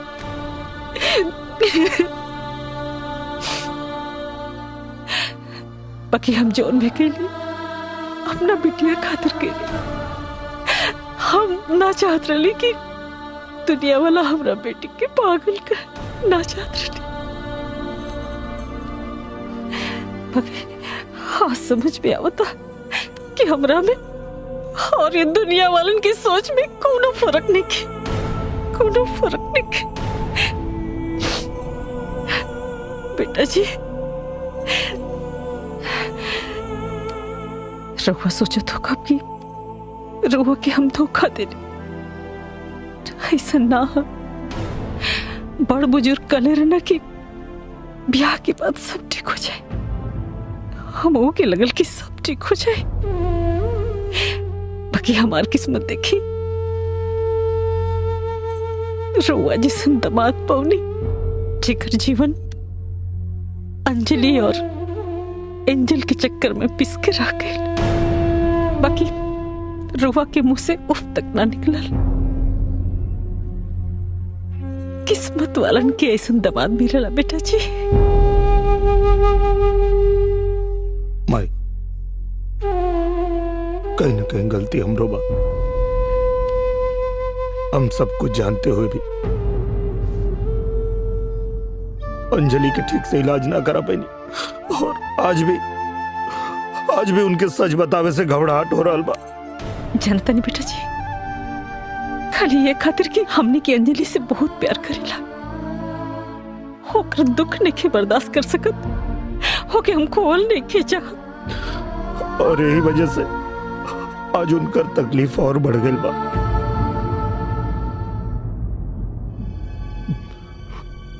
पर माई, कबो कबो कठिन फैसला से ही सही फैसला मिलेला। लेकिन बेटा, बच्चा गिरावे खातिर अंजलि कबो तैयार ना हुई। हमनी के उनके कैसे हो यकीन दिलावे के पड़ी कि बच्चा के डिलीवरी उनका खातिर जानलेवा हो सके। बिल्कुल ठीक,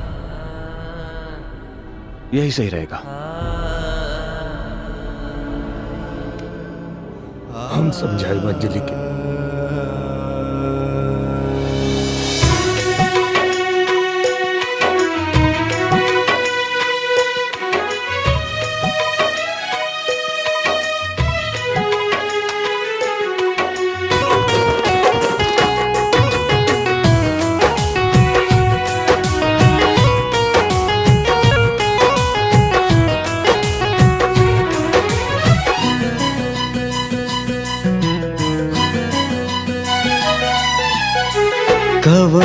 कसूर भइल हे विधाता कवन कसूर भइल हे विधाता जियलो न जाला जहर पियलो न जाला कवन कसूर भइल हे विधाता जियलो न जाला जहर पियलो न जाला जिंदगी में सन मोड़ बहायल जिंदगी में सन मोड़ बहायल चललो न जाना आगे बढ़लो न जाना कवन कसूर भइल हे विधाता जियलो न जाला जहर पियलो न जाला कवन कसूर भइल हे विधाता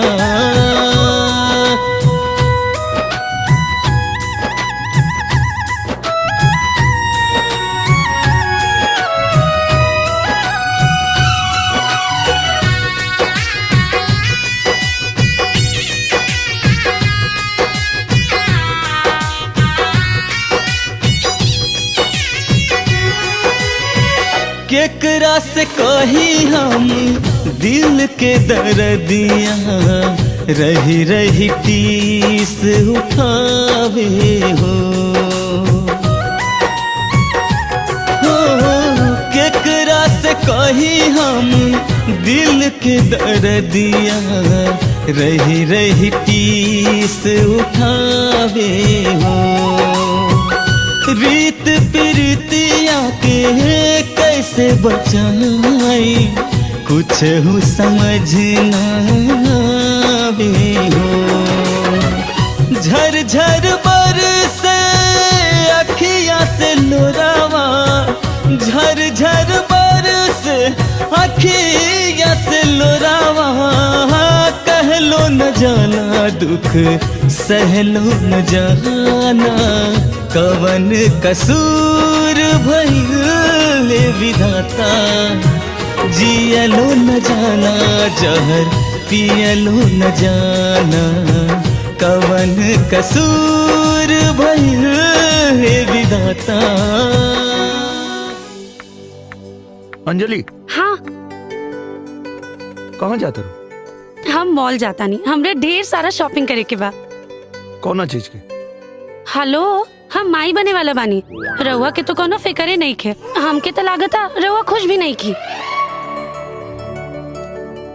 अंजलि कुछ बात करे के रहे तोरा से का वो डॉक्टर कहत रहे कि ये बच्चा तोरा खातिर जानलेवा साबित हो सकेला तो हमके लागत कि गर्भपात करा दिया जाओ का ई का कहता नी रउआ होश में तबानी रउआ जानता नी ना कि बच्चा खातिर हम कितना तरसल बानी हमके पता बा लेकिन हमरा खातिर तू ज्यादा महत्व रखे बच्चा ना लेकिन हमरा खातिर हमार बच्चा सुना बिटिया तू बच्चा खातिर तैयार बाड़ू हाँ पर काहे काहे से कि ई डिलीवरी तोहरा खातिर जानलेवा भी हो सकेला हम तोरा के खोल नहीं खिंचा अरे तू हमार इकलौती लाडली हो ना माई ई का हो गइल बा रउआ लोग के पहले यहाँ के और अब तू के बा तू लोग के पागल डॉक्टर जे कहता कि बच्चा हमरा खातिर जान ले बाबा चलो चलो हम तू लोग के अपना डॉक्टर से मिलवा बतानी चलो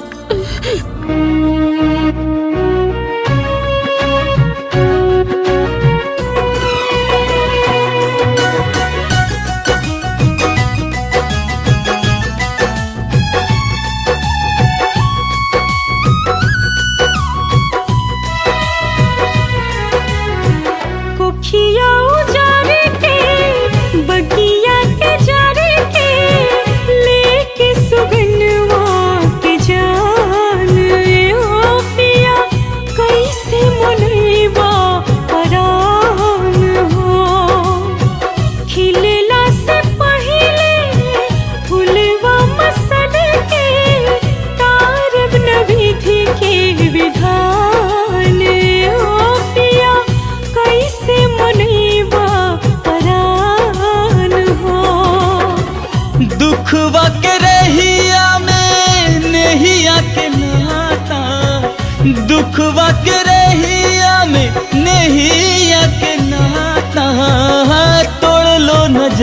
दिल जोड़लो न जाला।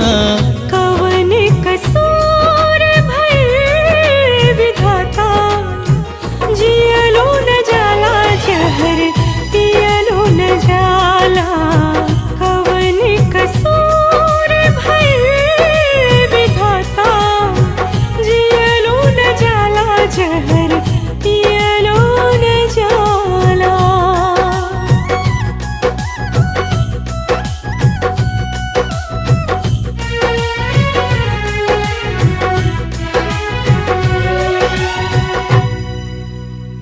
घबराने की कोई बात नहीं, माँ और बच्चा बिल्कुल ठीक हैं।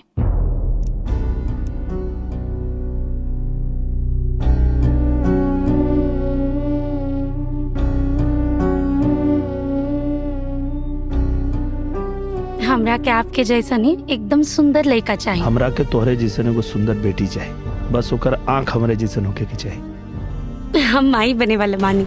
का सच? हाँ। हमरा हिसाब से एक ही गो इलाज बा, बच्चा गिरवा दो। माई बने के बारे में का सोचले बाड़ू? एमे सोचे के का बा, जब हमरा के माई बने ही के नहीं खे। और कहीं एंजॉय करते करते माई बन गेलू तब जैसे हमके ये बात पता चली हम अपन बच्चा गिरा देब। एंजल ई का हा? हरीश हमार बच्चा। बच्चा कहाँ बा? बच्चा ये देख। हाँ हाथ। हाँ हाँ। और ये पेट और पैर भी बन रहा बा। बच्चा अभी बहुत कच्चा बा। हरीश हमरा बच्चा के बारे में फालतू बात मत कर। बहुत प्यार उमड़ रहल बा बच्चा पे। 2 दिन पहले तो बच्चा गिरावे के बात करत रहलो।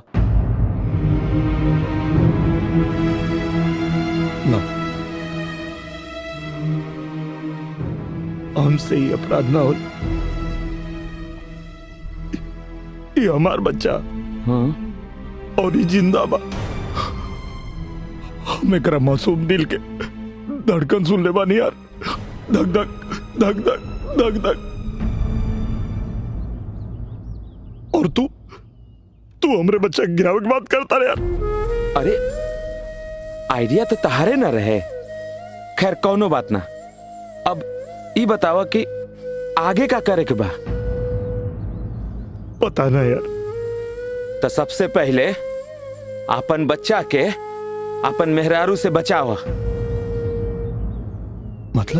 मतलब ई कि जब अंजलि भाभी एंजल बन गई हैं तो दारू भी पी हैं, सिगरेटों पी हैं, डिस्को में भी गई हैं, तब तहार बच्चा खातिर ये अंजलि भाभी के दारू सिगरेट डिस्को बहुत खतरनाक बा।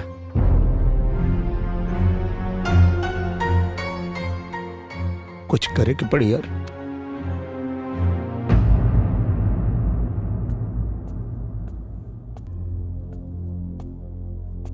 एंजल कुछ बात करे के रहे तुझसे। कहे सुने के टाइम बीत गए नीरू। प्लीज एक बार हमारी बात सुन ला, फिर तू कबो तो हम तो से कबो बात ना करो। और रात खातिर हमके माफ कर दो। हमारी इरादा तो के चोट पहुंचावे के ना रहे। ये सब बात के का फायदा है? सुना तू जा यहाँ से, हमके लेट होता, हमके पार्टी में जाए के हो। प्लीज मान जा। हाँ, जाइबा कि ना यहाँ से? Please angel. Just go. ना मनबू? ना।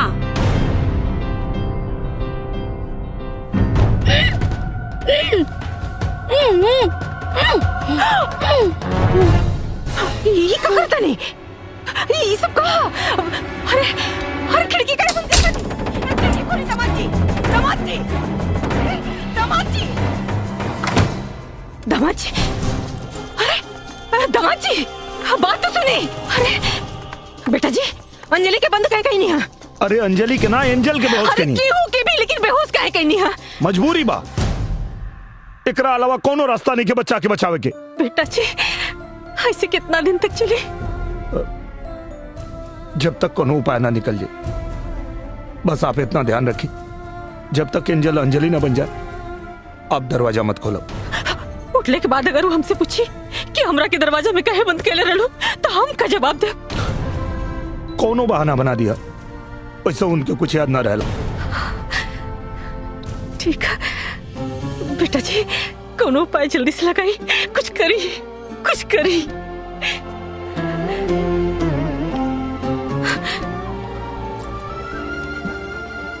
हम कुछ उपाय सोचता नहीं।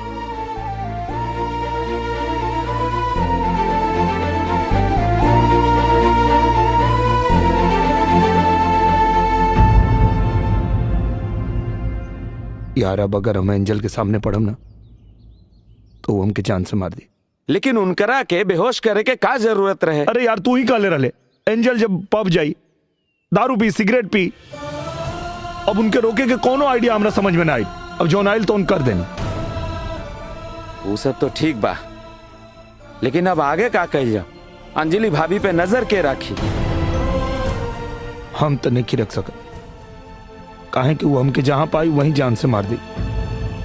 तो एक काम कर, एंजल के मार दा, न एंजल रही न टेंशन रही।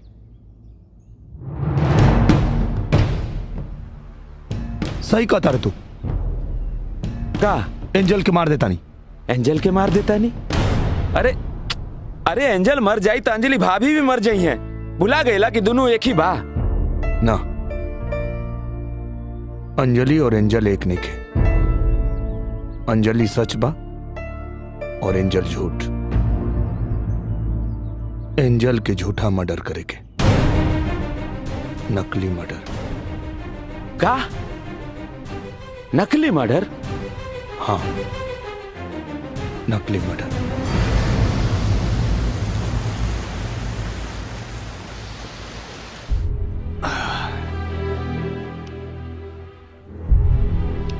पता ना, पर एंजल अंजलि का दिमाग का उपज है। अगर अंजलि के दिमाग में एंजल मर जाती है तब कमा सकेला तुम्हारा आइडिया। लेकिन ये तू करवा कैसे? हमार भाड़ा के गुंडा लोग उनके किडनैप करिए और उनका के एगो सुनसान जगह पे लेके जाए, वहां उनके नकली गोली मारल जाए। गन के गोली में नशा हो और एंजल बेहोश हो जाए। अरे इतना ड्रामा करे के का जरूरत बा? साफ साफ अंजलि भाभी के बता दिया जाओ कि एंजल मर गई भी है। अरे एंजल अंजलि के दिमाग इस्तेमाल करे ले तो कहीं ना कहीं अंजलि के दिमाग में छप जाए कि चाहिए कि एंजल मर गई। एक खातिर ही ड्रामा कर जरूरी बा। बिल्कुल सही, यही ठीक रही। हेलो हेलो हेलो हेलो बेटा जी, बेटा जी, एंजल नहीं नहीं, अंजलि अंजलि। अरे का बोला तानी? साहब साहब बोली। एक मिनट बेटा जी, एंजल अंजलि बन गए रहे। हम जब ये दरवाजा खुली कुछ गुंडा लोग गई ना, उठा के ले गई ना। का बच्चे के बहुत कोशिश केले से बेटा, बाकी जबरदस्ती उठा के ले गई ना। ओकरा के बचा लो बेटा। तू चिंता मत कर, हम अभी पुलिस स्टेशन जाता नहीं।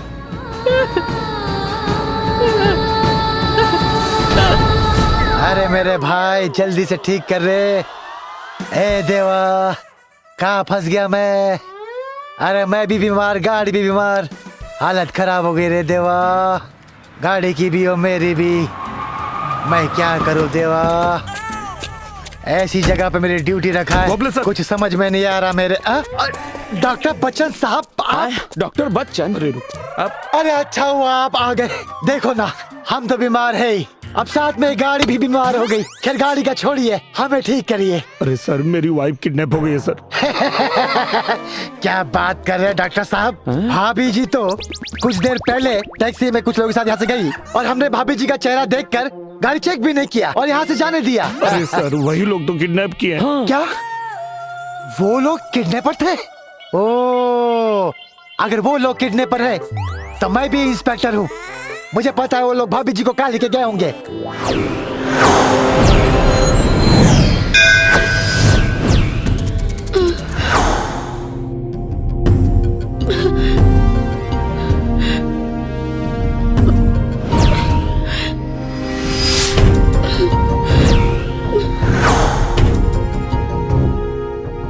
के बाड़ो तू? हमरा के यहाँ काहे ले आइल बड़ा? बदला लेवे खातिर। कैसन बदला? तोर मरद हमरा मेहरारू के सामने हमरा सच के नंगा के ले रहल। ए नाते हिवा जहाँ तोनी के ब्याह भइल रहे, आज दुनिया के सामने तोर सच्चाई नंगा करे खातिर ले आइल बानी। कैसन सच्चाई? ये कि सुपरस्टार निरहुआ के मेहरारू एगो पागल हिया। जब चाहेली अपन रूप बदल लेवेली। पागल तो हमरा के तेल लागत बाड़े। बस थोड़ी देर में सब पता चल जाई कि पागल के हिया। बस खाली हमरा एंजल के आवे के इंतजार बा। के एंजल?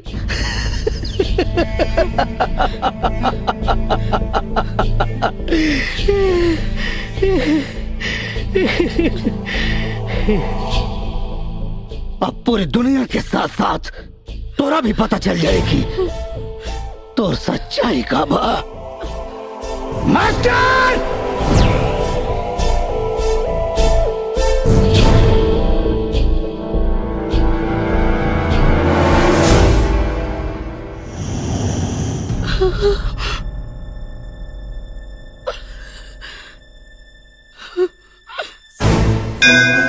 ताजनाज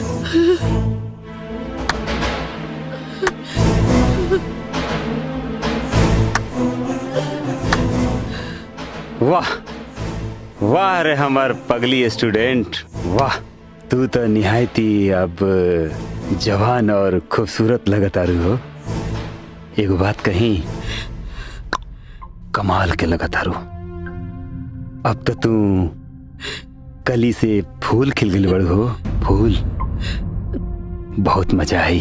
शुक्रिया बॉबी भाई, शुक्रिया। शुक्रिया बॉबी के ना, शुक्रिया देवे के बात हमरे लइकन के दी जौन निरहुआ के कमजोरी ढूंढत ढूंढत तारा लगे पहुंच गए।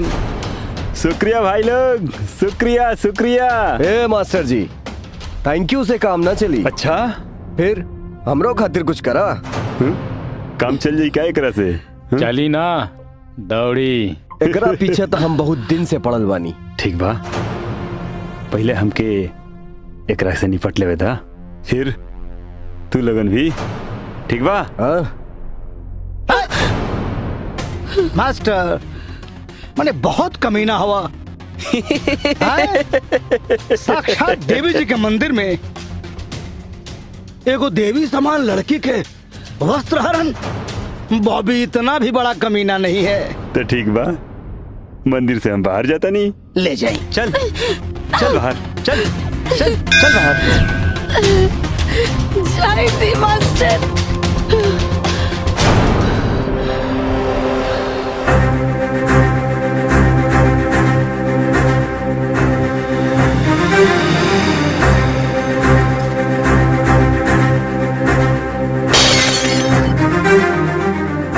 दोबारा हमके छुए के कोशिश भी मत करी हा। हमार बिटिया झूठ ना बोल सकत। मास्टर ते फिर आ गई ले। कैमरा ऑन कर, कैमरा ऑन कर। Video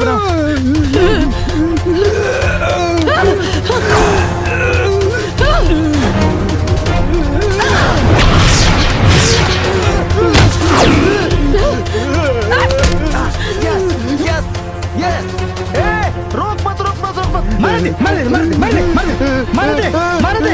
action action. रिकॉर्ड कर रिकॉर्ड कर रिकॉर्ड कर रिकॉर्ड कर।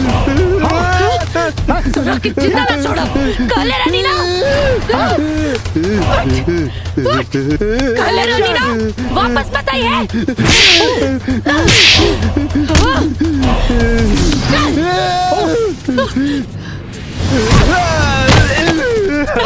तो रॉकेट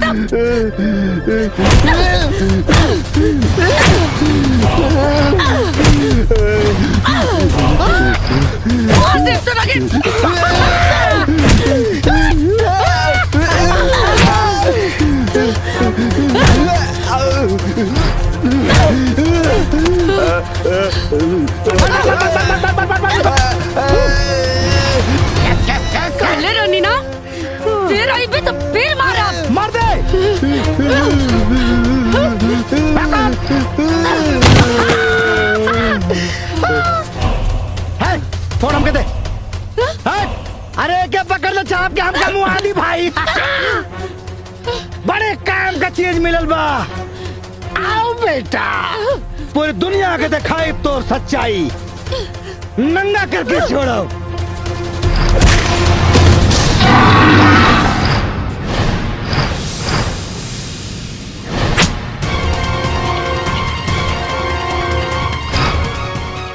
दुनिया फिल्म तो देखी, लेकिन तोरा और तोरा गुंडन के पिटाई के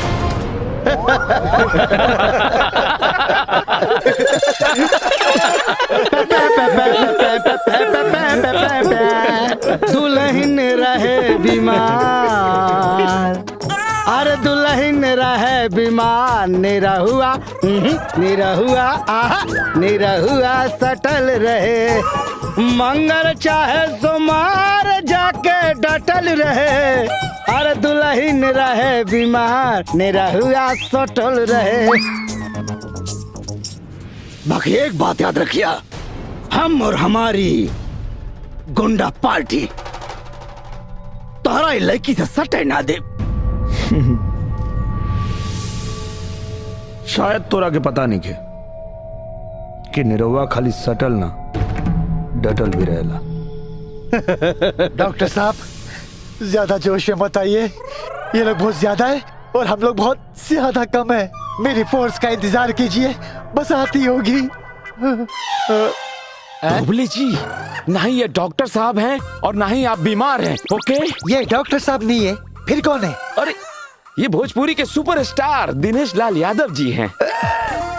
निरहुआ। हाँ नीरू, अपना आपके निरहुआ समझा और मारे एक निके। कैमरामैन हरीश के साथ ओके निरहुआ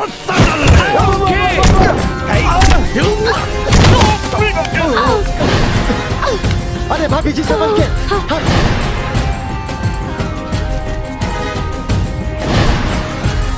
भाभी जी यहाँ छुप जाइए, आइए।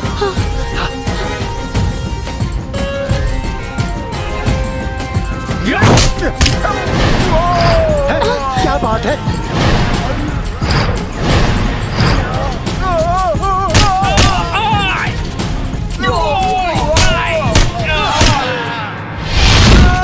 वाह, क्या चक्री घुमाया।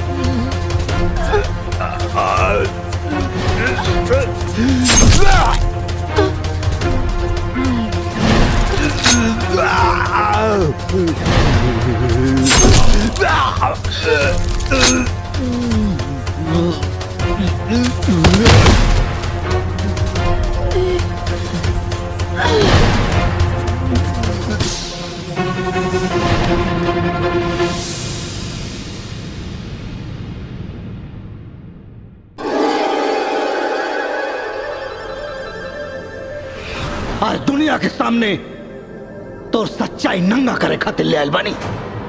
कैसन सच्चाई? यह कि सुपरस्टार निरहुआ के मेहरारू एगो पागल हिया। बस खाली हमरा एंजल के आवे के इंतजार बा। के एंजल? डॉक्टर साहब, अंजलि के आधा सच पता चल चुकल बा। अच्छा ये हुई कि इनके पूरा सच पता था, न तो बहुत बड़ मुसीबत आ सकेला। हम बताए डॉक्टर साहब, हम बताए चाहे जौन भी हुई।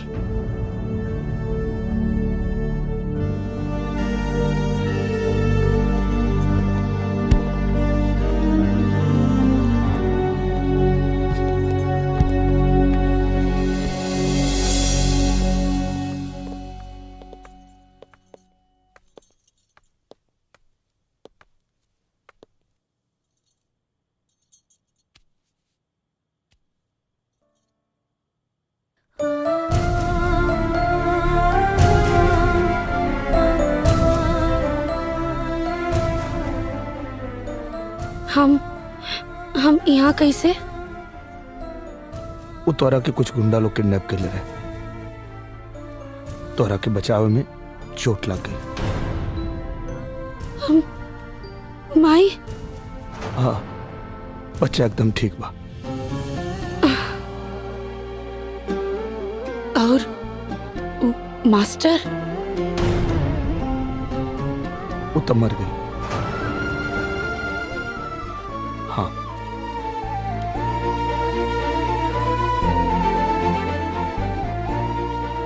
ये देखा। बहुत अच्छा भाई। कैसे हो बिटिया? बस माई तन्नी सा दर्द बा। थोड़ा सा दर्द और बर्दाश्त करे के पड़ी। काहे? तोरा के एंजल के बारे में कुछ बतावे के बा बेटा। के एंजल? ई एंजल वो मास्टर और बॉबी की चाल रहे। ओकनी के पता रहे कि मास्टर के देख के हम गुस्सा में आ जानी, और यह बात के फायदा उठा के वो लोग हमरा के पागल साबित करे के चाहत रहे। इनका से बदला लेवल चाहत रहे, और रउआ लोग भी ओकनी के बात में आ गई। नहीं कहा अंजलि, वो हमने के लगल कि शायद तू ओकनी के बात में आ गेलू। हाँ, हम कहाँ आई बुकनी के बात में? चली, मरीज के आराम के सख्त जरूरत बा। अंजलि तू आराम करा, आप लोग बाहर चलो प्लीज। आराम कर बेटा।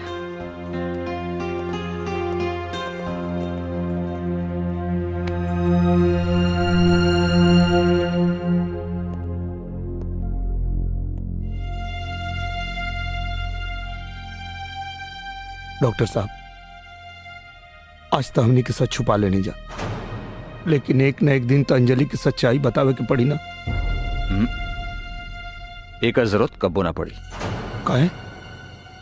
कहे कि एंजल और अंजलि दोनों के नजर में मास्टर मर चुकल बा, और जब मास्टर ही दुनिया में नहीं खे तो एंजल आके का करी?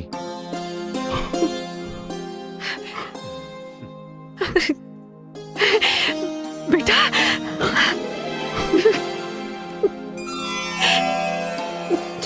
तू जा जा। ई सुने खातिर हमार कान तरस गई रहे कि अब एंजल दोबारा ना आई, और ये खुशखबरी सुन के हम भाग के अंजलि के पास गई और अपना अंजलि के गले लगा लेनी। लेकिन बेचारी अंजलि के ये बात के पता भी ना रहे कि हम इतना खुश काहे बानी।